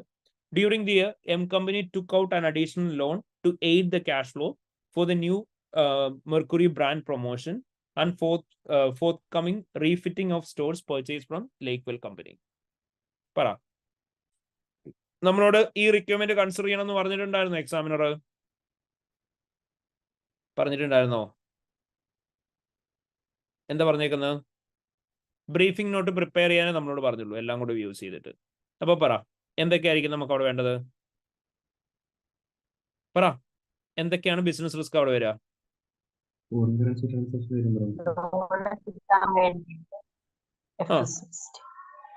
എങ്ങനെ, ഒന്നുകൂടെ പറയൂ. ലോൺ കിട്ടാൻ വേണ്ടിയിട്ട് റവന്യൂ കൂട്ടിക്കാണും. അല്ലല്ല, അത് റിസ്ക് ഓഫ് മെറ്റീരിയൽ മിസ്സ്റ്റേറ്റ്മെന്റ് അല്ലേ, ബിസിനസ് റിസ്ക്. ബിസിനസ് റിസ്ക് എന്താ? അതായത് കമ്പനി എന്ത് ചെയ്യുവാണെന്ന് പറഞ്ഞു, അവരുടെ മെർക്കുറി റേഞ്ച് എന്ന് പറയുന്ന പ്രോഡക്ട്സ് കംപ്ലീറ്റ്ലി ഫോറിൻ കൺട്രിയിൽ ഉണ്ടാക്കിയിട്ട് അത് എന്ത് ചെയ്യാണെന്ന് പറഞ്ഞു, ഹോം കൺട്രിയിലേക്ക് കൊണ്ടുവരിക എന്നാണ് പറഞ്ഞത്. അപ്പൊ ഓട്ടോമാറ്റിക്കലി അവിടെ ഉണ്ടാകുന്ന പ്രൈമറി റിസ്ക് എന്തായിരിക്കും? International operation. അപ്പൊ ഓട്ടോമാറ്റിക്കലി അവിടെ എന്തൊക്കെ റിസ്ക് നമുക്ക് പറയാൻ പറ്റുക? എക്സ്ചേഞ്ച് റേറ്റ് ഫ്ലക്ച്വേഷൻസ് പറയാം അല്ലെ? എക്സ്ചേഞ്ച് റേറ്റ് ഫ്ലക്ച്വേഷൻസ് പറയാം. അവിടെ നിങ്ങൾക്ക് പറയാൻ പറ്റുന്നത് എന്തായിരിക്കും? കമ്പനി ഇന്റർനാഷണൽ മാർക്കറ്റിൽ ഓപ്പറേറ്റ് ചെയ്യുന്ന സമയത്ത് അവിടെ നമ്മൾ പേ ചെയ്യുന്നതെല്ലാം എങ്ങനെയായിരിക്കും? ഫോറിൻ കറൻസിയിലായിരിക്കും. സോ ഓട്ടോമാറ്റിക്കലി നമ്മുടെ കമ്പനിയുടെ കോസ്റ്റും പ്രോഫിറ്റും എല്ലാം എന്തായിരിക്കും? വോളാറ്റൈൽ ആയിരിക്കും. അത് നമുക്ക് പറയാം. രണ്ടാമത് നമുക്ക് പറയാൻ പറ്റുന്നത് എന്താ? Company is importing from the foreign market. അപ്പൊ എന്തായിരിക്കും സംഭവിക്കുക? Yeah, definitely. There can be chances of having supply chain disruptions. അപ്പൊ അങ്ങനെ എന്തെങ്കിലും സപ്ലൈ ചെയിൻ ഡിസ്ട്രപ്ഷൻസ് ഉണ്ടായി കഴിഞ്ഞാൽ എന്ത് സംഭവിക്കും? കമ്പനി എക്സ്പെക്ട് ചെയ്യുന്ന പ്രോഡക്ട്സ് കമ്പനിക്ക് ഓൺ ടൈം റിസീവ് ചെയ്യില്ല. അങ്ങനെ എക്സ്പെക്ട് ചെയ്യുന്ന പ്രോഡക്ട്സ് ഓൺ ടൈം റിസീവ് ചെയ്തിട്ടില്ല എന്നുണ്ടെങ്കിൽ എന്തായിരിക്കും സംഭവിക്കുന്നുണ്ടാവുക? They won't be able to satisfy the customer demands. അപ്പൊ ഓട്ടോമാറ്റിക്കലി കസ്റ്റമേഴ്സ് എന്താവും? ഡിസാറ്റിസ്ഫൈഡ് ആവും എന്ന് പറയാം. അതേപോലെ തന്നെ ഇൻ അഡീഷൻ ടു ദാറ്റ് വേറെ എന്തായിരിക്കും പറയാൻ പറ്റുക നിങ്ങൾക്ക്? ഇവര് ബാങ്ക് ലോൺ എടുക്കുന്നുണ്ട്. ഓക്കെ, ബാങ്ക് ലോൺ അല്ലെങ്കിൽ ഫെർദർ ഫണ്ടിങ് നമുക്ക് ആഡിക്വലി വേണ്ടത് കിട്ടുന്നില്ല എന്നുണ്ടെങ്കിൽ ഓട്ടോമാറ്റിക്കലി എന്ത് ചെയ്യും? അവരെടുത്തു എന്നാണ് പറഞ്ഞത്. പക്ഷെ നമ്മൾ പറയുന്നത് ഫെർദർ ഫണ്ടിങ് അവൈലബിൾ ആയിട്ട് ആഡിക്വലി കിട്ടിയിട്ടില്ല എന്നുണ്ടെങ്കിൽ അവർ എക്സ്പെക്ട് ചെയ്യുന്ന രീതിയിൽ അത് മാർക്കറ്റ് ചെയ്യാനോ സെയിൽ ചെയ്യാനോ പറ്റില്ല. സോ അവർ പ്രൊജക്ട് ചെയ്തേക്കുന്ന റവന്യൂ ആണ് 30% ഓഫ് റവന്യൂ കിട്ടുന്നത്. അവർ എക്സ്പെക്ട് ചെയ്യുന്ന ആ റേഞ്ച് ഓഫ് റവന്യൂ കിട്ടണമെന്ന് നിർബന്ധമില്ല എന്നുള്ള പറയാം. ക്ലിയർ അല്ലേ? Is that clear? Okay. Sorry, ഈ ബാങ്ക് ലോണിന്റെ കാര്യത്തിലൂടെ നമുക്ക് ഗിയറിംഗിന്റെ കാര്യം പറഞ്ഞൂടെ? പറയാം. എന്റെ കൂടെ തന്നെ പറഞ്ഞു പോയാൽ മതി. ഇനി ഇവിടെ എന്തെങ്കിലും ഡയറക്ട്ലി നമുക്ക് ഇൻക്ലൂഡ് ചെയ്യാൻ പറ്റുന്ന റിസ്ക് ഓഫ് മെറ്റീരിയൽ മിസ്സ്റ്റേറ്റ്മെന്റ് ഉണ്ടോ?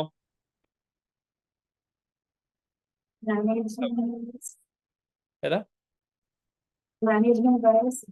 Yes, you have to include one of the most important one relating to the managerial bias. Management biasനെ കുറിച്ച് നിങ്ങൾക്ക് എന്തായിരിക്കും പറയാൻ പറ്റുക? കമ്പനി എന്ത് ചെയ്യാൻ പോവാണെന്ന് പറഞ്ഞു? They are planning to take a new bank loan എന്നുള്ള കാര്യം. സോ അവര് പുതിയതായിട്ട് ബാങ്ക് ലോൺ എടുക്കുന്നുണ്ട്, അവർ പുതിയ ഇൻവെസ്റ്റ്മെന്റ്സ് നടത്തുന്നുണ്ട്. ഇതൊരു ലിസ്റ്റഡ് കമ്പനിയാണ്. അപ്പൊ ഓട്ടോമാറ്റിക്കലി ഇതെല്ലാം കൂടി കമ്പൈൻ ചെയ്ത് നമുക്ക് പറയാൻ പറ്റുന്ന എന്തായിരിക്കും? There can be FSO possibility of stated having, financial there can be statements. possibility of having risk of material misstatement in the company's financial statement, which might be intentionally created by the company in order to attract the bank as well as the potential investors. അപ്പൊ അതായിരിക്കും നമുക്ക് അവിടെ പറയാൻ പറ്റുന്ന ഒരു risk. Clear ആയോ? Is it clear everyone? Yes, sir. Okay. Other than that, basic ആയിട്ടുള്ള കുറെ റിസ്കുകളാണ്. So you can consider that as well. Okay. ഇനി നമ്മളോട് അടുത്തതായിട്ട് മെയിൻ ആയിട്ട് ചോദിച്ചേക്കുന്ന റിക്വയർമെന്റ് എന്താ? They have asked us to discuss and conclude the impact with the outsourcing credit control function will have on our audit planning. നമ്മളോട് ഇവിടെ പറഞ്ഞു അവർ credit control work അവരെന്ത് ചെയ്യാൻ പോവാണ്, ട്രാൻസ്ഫർ ചെയ്തു എന്ന് പറഞ്ഞു ഫെയർ ബാങ്ക് എന്ന് പറയുന്ന കമ്പനിക്ക്. അവരാണ് ക്രെഡിറ്റ് കൺട്രോൾ ഫംഗ്ഷൻ മൊത്തത്തിൽ നോക്കുന്നതെന്ന് പറഞ്ഞു.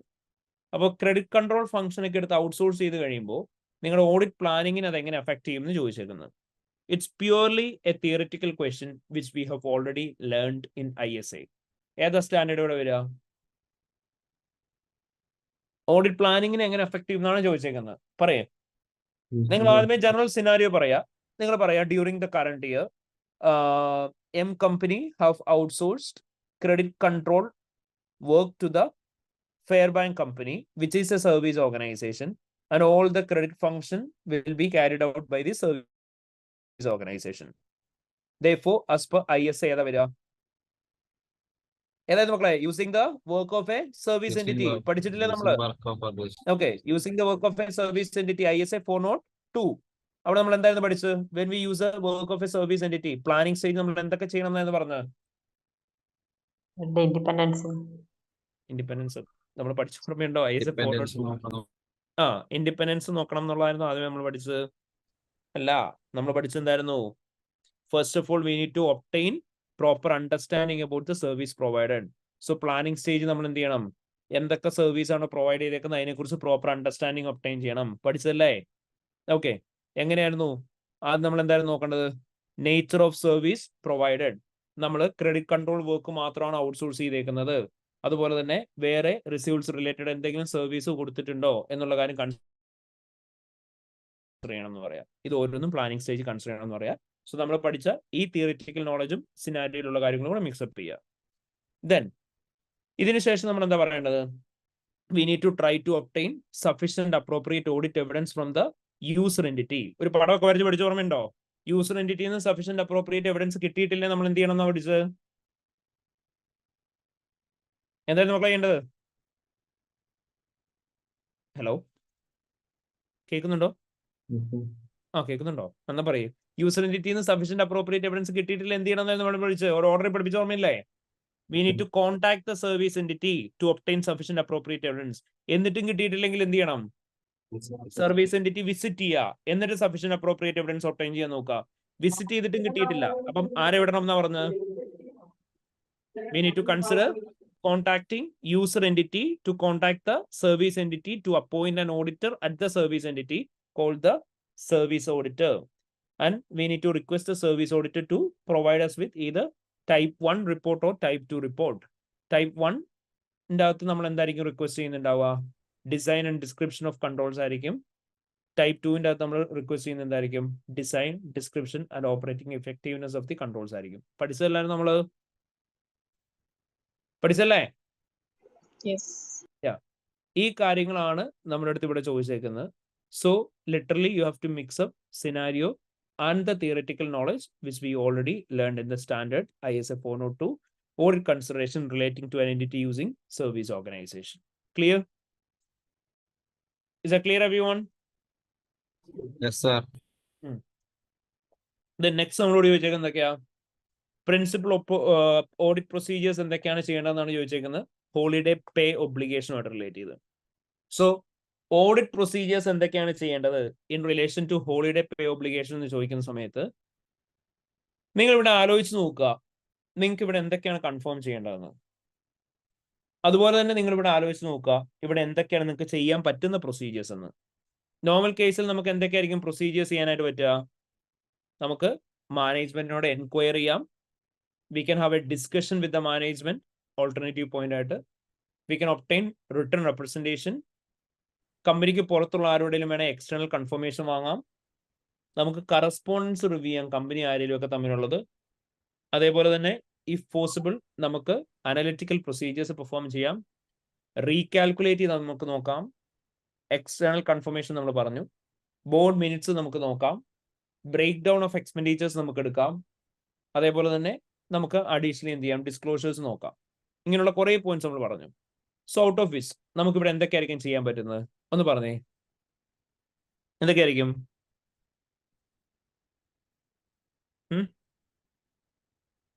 എന്തൊക്കെയായിരിക്കും? മാനേജ്മെന്റിനോട് ചോദിക്കാം എന്തൊക്കെ കൺട്രോൾസ് ആണ് അവര് എടുത്തേക്കുന്നത്.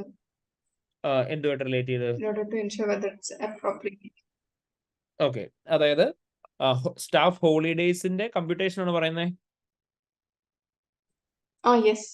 ഓക്കെ, സ്റ്റാഫ് ഹോളിഡേയ്സിന്റെ ലീവ് ഡേറ്റ്സ് അപ്രോപ്രിയറ്റ്ലി ആണ് റെക്കോർഡ് ചെയ്തേക്കുന്നത് എൻഷുർ ചെയ്യാൻ എന്തൊക്കെ കൺട്രോൾസ് ആണ് അവർ ഫോളോ ചെയ്യുന്നതെന്ന് മാനേജ്മെന്റിനോട് ചോദിക്കാം. Okay fine. അപ്പൊ നിങ്ങൾക്ക് എന്ത് പറയാം?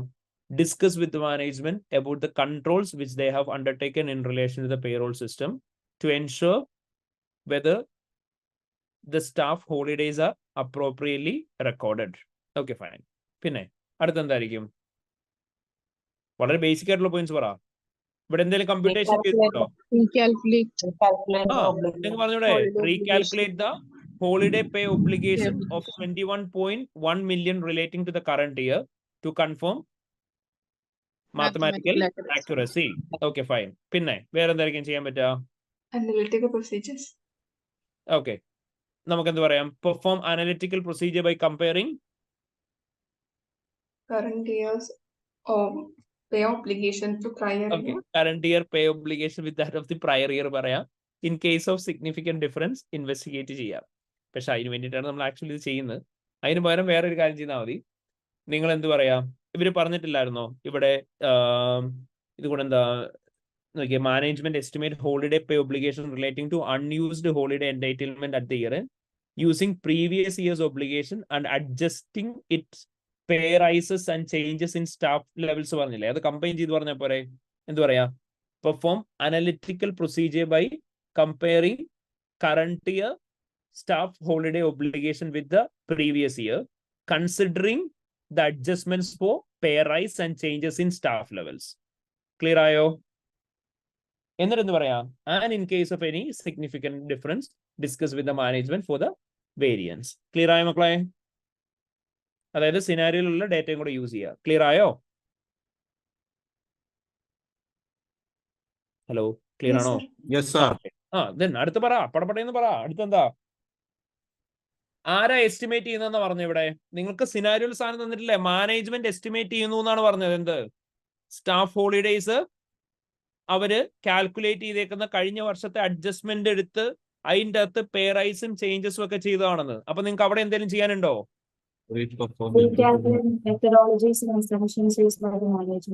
Sorry, again please.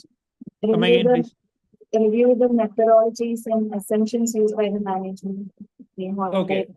Okay, fine. Review the methodologies used by the management in determining staff pay obligation to confirm whether it is reasonable. Okay, fine, good. Pinne, other than that, ഒരു estimate സ്റ്റാഫിനോട് ചോദിക്കാൻ പറ്റുമോ? ചോദിച്ചൂടെ? ചോദിക്കുന്നതിന് എന്താ? ചോദിച്ചു, എന്താ പറയാൻ പറ്റുക? Enquiry with sample of employees. ഇല്ല, എംപ്ലോയീസിനോട് ചോദിച്ചിട്ട് കാര്യമില്ല. നമ്മൾ എസ്റ്റിമേറ്റിന്റെ കേസ് ആരോട് ചോദിക്കേണ്ടത്? മാനേജ്മെന്റിനോട് അല്ലേ? മാനേജ്മെന്റിന് എസ്റ്റിമേറ്റ് ഇല്ല, അപ്പൊ അവരോട് തന്നെ വേണ്ട ചോദിക്കാൻ. ഓക്കെ, ആൻഡ് പ്രിഫറബിളി നമ്മൾ കുറെ എൻക്വയറി പറഞ്ഞുകൊണ്ട് പകരം നമുക്ക് വേണമെങ്കിൽ എന്ത് ചോദിക്കാം? Yes, obtain written representation from the management in relation to the estimates with in relation to the estimates which they have used in determining the holiday pay obligation to confirm whether it is reasonable. അല്ലേ? എന്ത് പറയാ? obtain written representation from the management in relation to the management's estimates which were used in the computation of holiday pay obligation in order to determine whether it is reasonable. പറയാ. പിന്നെ വേറെന്താ? നിങ്ങൾ അവിടെ പറഞ്ഞ റിസ്കിനെ base ചെയ്ത് തന്നെ പറ. നിങ്ങൾ എന്തൊക്കെ റിസ്ക് പറഞ്ഞായിരുന്നല്ലോ IAS 19 ഒക്കെ? എന്തായിരുന്നു?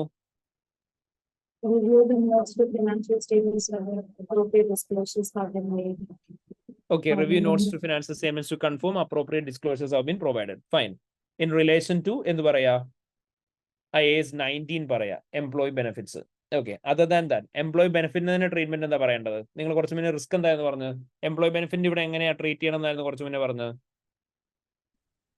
ലയബിലിറ്റി ആയിട്ട് കാണിക്കുന്നത്. എന്തിനെ ബേസ് ചെയ്തുള്ള ലയബിലിറ്റി കാണിക്കേണ്ടത്?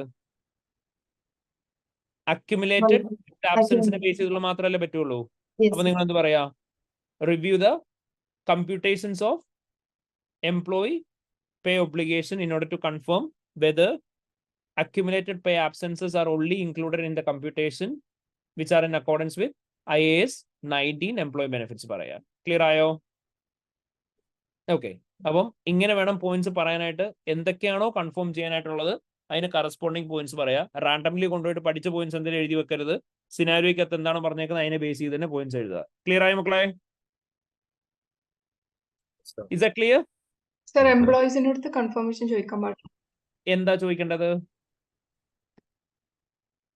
അല്ല, സീരിയസ് ഞാൻ ചോദിക്കാം, എന്താ ചോദിക്കേണ്ടത്? അല്ല, ചോദിക്കാൻ പാടില്ലല്ലോ. എംപ്ലോയീസിന്റെ അടുത്ത് നമ്മൾ കൺഫർമേഷൻ ചോദിക്കില്ല. എംപ്ലോയീസോട് നമ്മൾ ഡിസ്കസ് ചെയ്യും. ലീവ് എടുത്തിക്കോന്ന് വെച്ചൂടെ?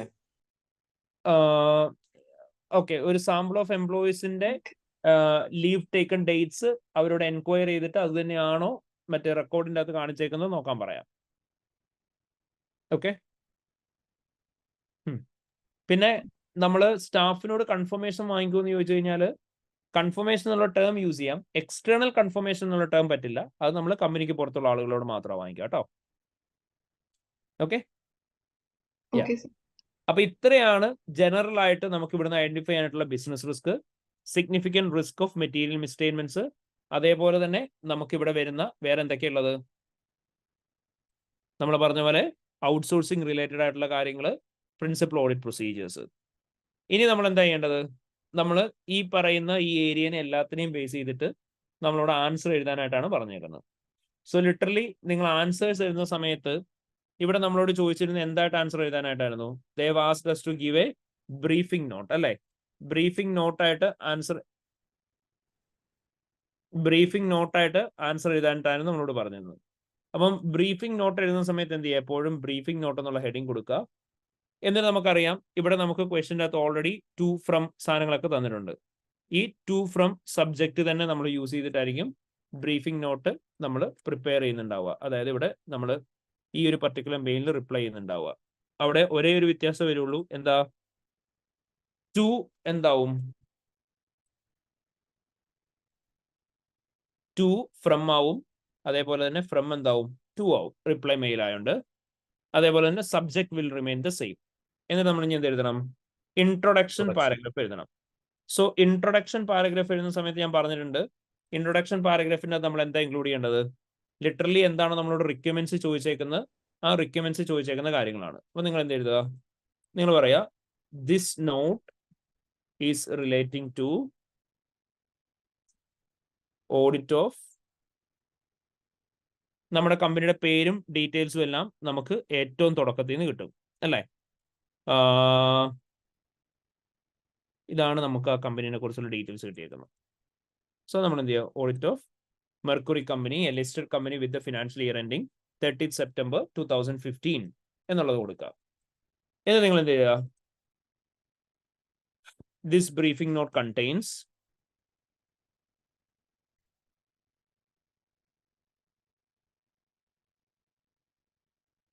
നമ്മുടെ ഓരോ റിക്വയർമെന്റ്സും കോപ്പി പേസ്റ്റ് ചെയ്യുക. എന്തൊക്കെയായിരുന്നു ബ്രീഫിംഗ് നോട്ടിൻ്റെ അകത്തുള്ളത്? പറ എന്തൊക്കെയായിരുന്നു? ഇവാലുവേറ്റ് സിഗ്നിഫിക്കന്റ്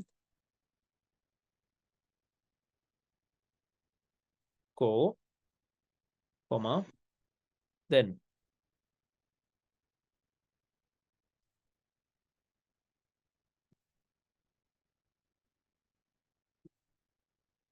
ഇത് എഴുതുക. എന്നിട്ട് ഇതെല്ലാം ഓരോന്ന് എന്താക്കിയാൽ മതി? പാസ്റ്റ് സെന്റൻസിലാക്കിയാൽ മതി.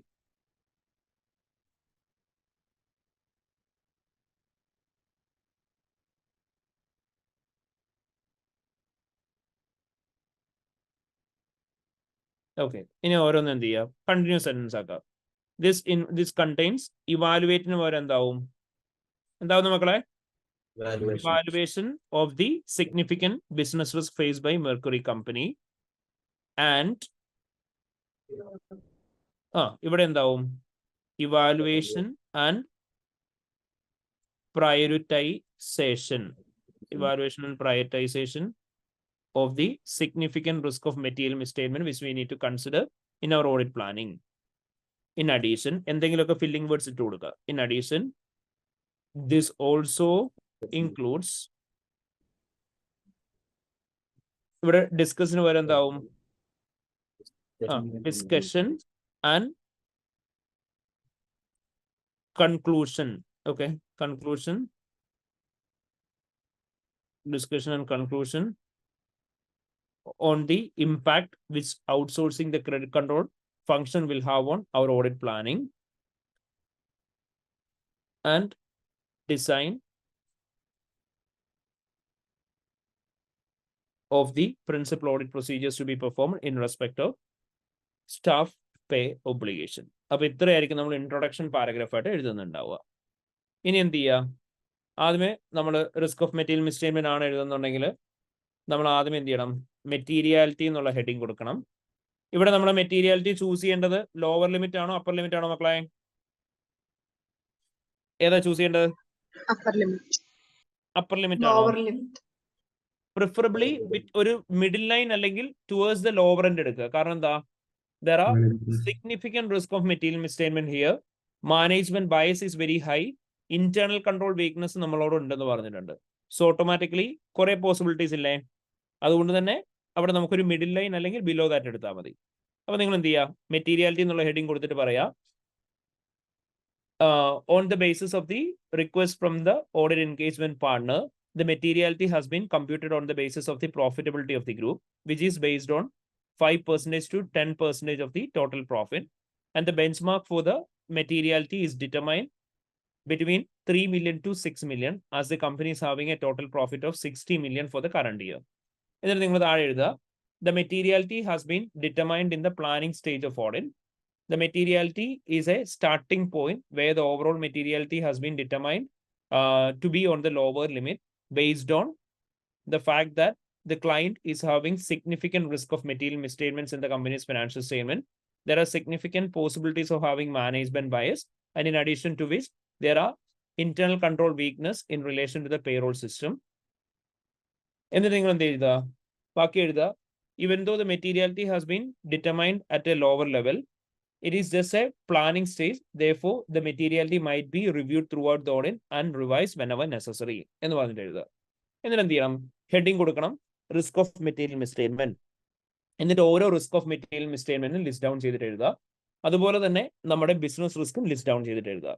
മേക്ക് ഷുവർ വൺ തിങ്, ഇത് എഴുതുന്ന സമയത്ത് നമുക്കറിയാം ദേ have asked us for evaluation and prioritization of significant risk of material misstatement.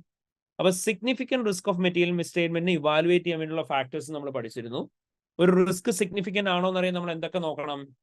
Is there any possibility of fraud? Fraudulent ആയിട്ടുള്ള കാര്യങ്ങളെ ബേസ് ചെയ്തിട്ട് വരികയാണ്. അതായത് possibility of having managerial bias എന്തെങ്കിലും ഉണ്ടെന്നുണ്ടെങ്കിൽ അതിന് പ്രയോറിറ്റി കൊടുക്കുക. എന്തെങ്കിലും പോസിബിലിറ്റീസ് ഓഫ് ഹാവിംഗ് ഇമ്പയർമെന്റ് അല്ലെങ്കിൽ റീസെന്റ് ഉള്ള accounting developments, compliance with new regulation, അങ്ങനെ എന്തെങ്കിലുമൊക്കെ വരുവാണെങ്കിൽ അതിന് പ്രയോറിറ്റി കൊടുക്കുക. സബ്ജക്റ്റീവ് ഏരിയ ലൈക്ക് എസ്റ്റിമേറ്റ്സ് ഉള്ള areas like the holiday pay, അങ്ങനെയുള്ള ഏരിയാസ് ഒക്കെ വരുവാണെങ്കിൽ അതിന് ഇമ്പോർട്ടൻസ് കൊടുക്കുക. Unusual transaction whereby a companies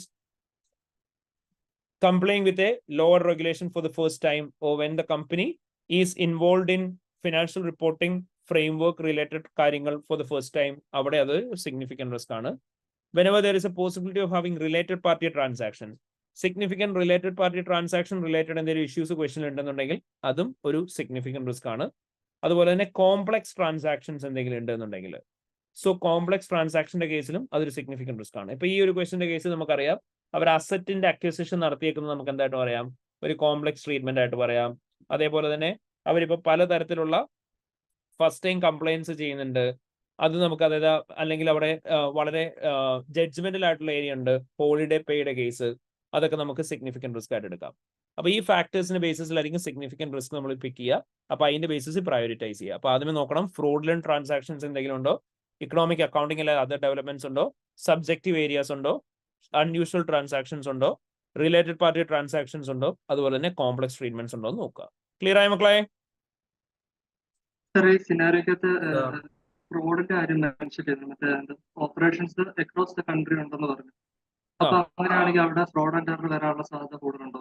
അതായത് നമ്മൾ ജനറൽ ആയിട്ടാണ് ഇപ്പൊ പറഞ്ഞു തന്നത്. അതായത് എവിടെയൊക്കെ സിനാരിയോക്കകത്ത് മാനേജറിൽ ബയസിനുള്ള സിഗ്നിഫിക്കന്റ് പോസിബിലിറ്റീസ് ഉണ്ടോ, അല്ലെങ്കിൽ അപ്രോപ്രിയറ്റ്ലി ഫ്രോഡുലന്റ് ട്രാൻസാക്ഷൻസ് ഉണ്ട് എന്നുള്ള രീതി പറഞ്ഞിട്ടുണ്ടോ, അത് നമ്മൾ ഐഡന്റിഫൈ ചെയ്താൽ മതി. കാരണം നമ്മൾ ജഡ്ജ്മെന്റൽ ബേസ്ഡ് ആയിട്ട് മാത്രമായിട്ട് എടുക്കണ്ട കേട്ടോ. അപ്പൊ അത് പറയേണ്ട ആവശ്യമില്ല, കൺട്രോൾസിന്റെ കാര്യം പറയേണ്ട ആവശ്യമില്ല. കൺട്രോൾസിന് ഒരുപാട് സിഗ്നിഫിക്കൻസ് കൊടുക്കണം. കാരണം ഇവിടെ ഇത് ഫ്രോഡിന് first priority, economic accounting other development second priority, subjective ഏരിയക്ക് തേർഡ് പ്രയോറിറ്റി, അങ്ങനെയില്ല. ഇതിന്റെ ബേസിസിൽ ഉള്ള എല്ലാത്തിനും പ്രയോറിറ്റി ഉണ്ട്. അപ്പൊ അതുകൊണ്ട് തന്നെ ഇവിടെ ഏറ്റവും ഇമ്പോർട്ടന്റ് ആയിട്ട് വരുന്ന ഏതാണ്? കോംപ്ലക്സ് ട്രീറ്റ്മെന്റ്സ് ആണെങ്കിൽ അതിന് പ്രയോറിറ്റി കൊടുത്താൽ മതി. മനസ്സിലായോ? ഓക്കെ. ഫോറക്സ് നമുക്ക് കോംപ്ലക്സ് ആയിട്ട് പറയാൻ പറ്റുമോ? ഫോറക്സിനെ കോംപ്ലക്സ് ആയിട്ട് പറയണ്ട. കാരണം അവരുടെ ടോട്ടൽ ഫോറക്സ് ട്രാൻസാക്ഷൻസ് ഒന്നും അല്ലല്ലോ, ഒരു പർട്ടിക്കുലർ ഏരിയ എന്നുള്ളത് മാത്രമേ ഉള്ളൂ. ഓക്കെ. ഗ്രൂപ്പിന്റെ കേസിലാണെങ്കിൽ നമുക്കത് കോംപ്ലക്സ് ഒക്കെ പറയാൻ പറ്റില്ല. ഞാൻ പറയുന്നത് ഇപ്പൊ എന്നോട് ഫോറക്സിന്റെ ചോദിക്കുന്ന ഈ ക്വസ്റ്റിന്റെ ബേസിസിലാണോ ജനറൽ ആയിട്ടാണോ? ജനറൽ ആയിട്ട് സബ്സിഡറിന്റെ ഗ്രൂപ്പ് ആണെങ്കിൽ നമ്മളോട് പറയാണ് കമ്പനിക്ക് കുറെ സബ്സിഡറി കമ്പനീസ് ഉണ്ട്, half of the subsidiaries foreign subsidiaries ആണെന്ന് പറയാണ്. അതുപോലെ തന്നെ കമ്പനിക്ക് മൾട്ടിപ്പിൾ ഫോറിൻ കറൻസി ട്രാൻസാക്ഷൻസ് ഉണ്ടെന്ന് പറയാണ്. So in that case that will be A significant risk. കാരണം എന്താ? കോംപ്ലക്സ് അക്കൗണ്ടിങ് ട്രീറ്റ്മെന്റ് ആയതുകൊണ്ട്. അങ്ങനെ വരുമ്പോൾ സോ പ്യൂർലി അത് ജഡ്ജ്മെന്റിലാണ്, ക്വസ്റ്റിനെ ബേസ് ചെയ്തിട്ടാണ് വരിക. ഓക്കെ. ഇനി നമ്മുടെ ആ ഓരോ റിക്വയർമെന്റ്സിനും റിപ്ലൈ ചെയ്തതിനു ശേഷം ലാസ്റ്റ് എന്ത് ചെയ്യുക? കൺക്ലൂഷൻ പാർട്ടും കൂടെ എഴുതുക. കൺക്ലൂഷൻ എഴുതാൻ വിട്ടുപോകരുത്. കൺക്ലൂഷൻ അത് മാരകമായിട്ടൊന്നും ഇൻക്ലൂഡ് ചെയ്യണ്ട. നിങ്ങൾ പറഞ്ഞു പോയാൽ മതി. During the current year audit planning stage we have identified multiple significant risk of material misstatements in relation to the M company, and in addition to this, multiple business risk has also been identified, which might also result in related audit risk. And in addition to which, since the company have outsourced many of their work in relation to the receivables, the audit team will not be able to obtain sufficient appropriate evidence from the user entity itself. So all of these matters have to be properly considered in the planning stage itself, and proper audit procedures should be drafted in order to identify the existence of any misstatements in the company's financial statements. എന്ന് പറഞ്ഞ് എഴുതി conclude ചെയ്യുക. That's it. അപ്പം overall എന്തൊക്കെയാണ് നിങ്ങൾ റിസ്ക്കും കാര്യങ്ങളും കണ്ടുപിടിച്ച് അതെല്ലാം കൂടി വെച്ചിട്ട് ഒരു കൺക്ലൂഷൻ എഴുതുക. അപ്പൊ ഇത്രയാണ് നമ്മൾ നോർമലി ഒരു 50 മാർക്സിന്റെ ക്വസ്റ്റിൻ്റെ അകത്ത് ചെയ്യുന്നത്. ഇവിടെ മോസ്റ്റ് ഇമ്പോർട്ടൻ്റ്ലി നിങ്ങൾ ചെയ്യേണ്ടത്, ഒരിക്കലും ക്വസ്റ്റ്യൻ വായിക്കുന്നതിന് കറസ്പോണ്ടിങ്ങിൽ എഴുതി പോകരുത്. പക്ഷെ ക്വസ്റ്റ്യൻ വായിക്കുന്നതിന് കറസ്പോണ്ടിങ്ങിൽ റിസ്ക് ഓരോന്നും ഐഡന്റിഫൈ ചെയ്ത് പോവുക.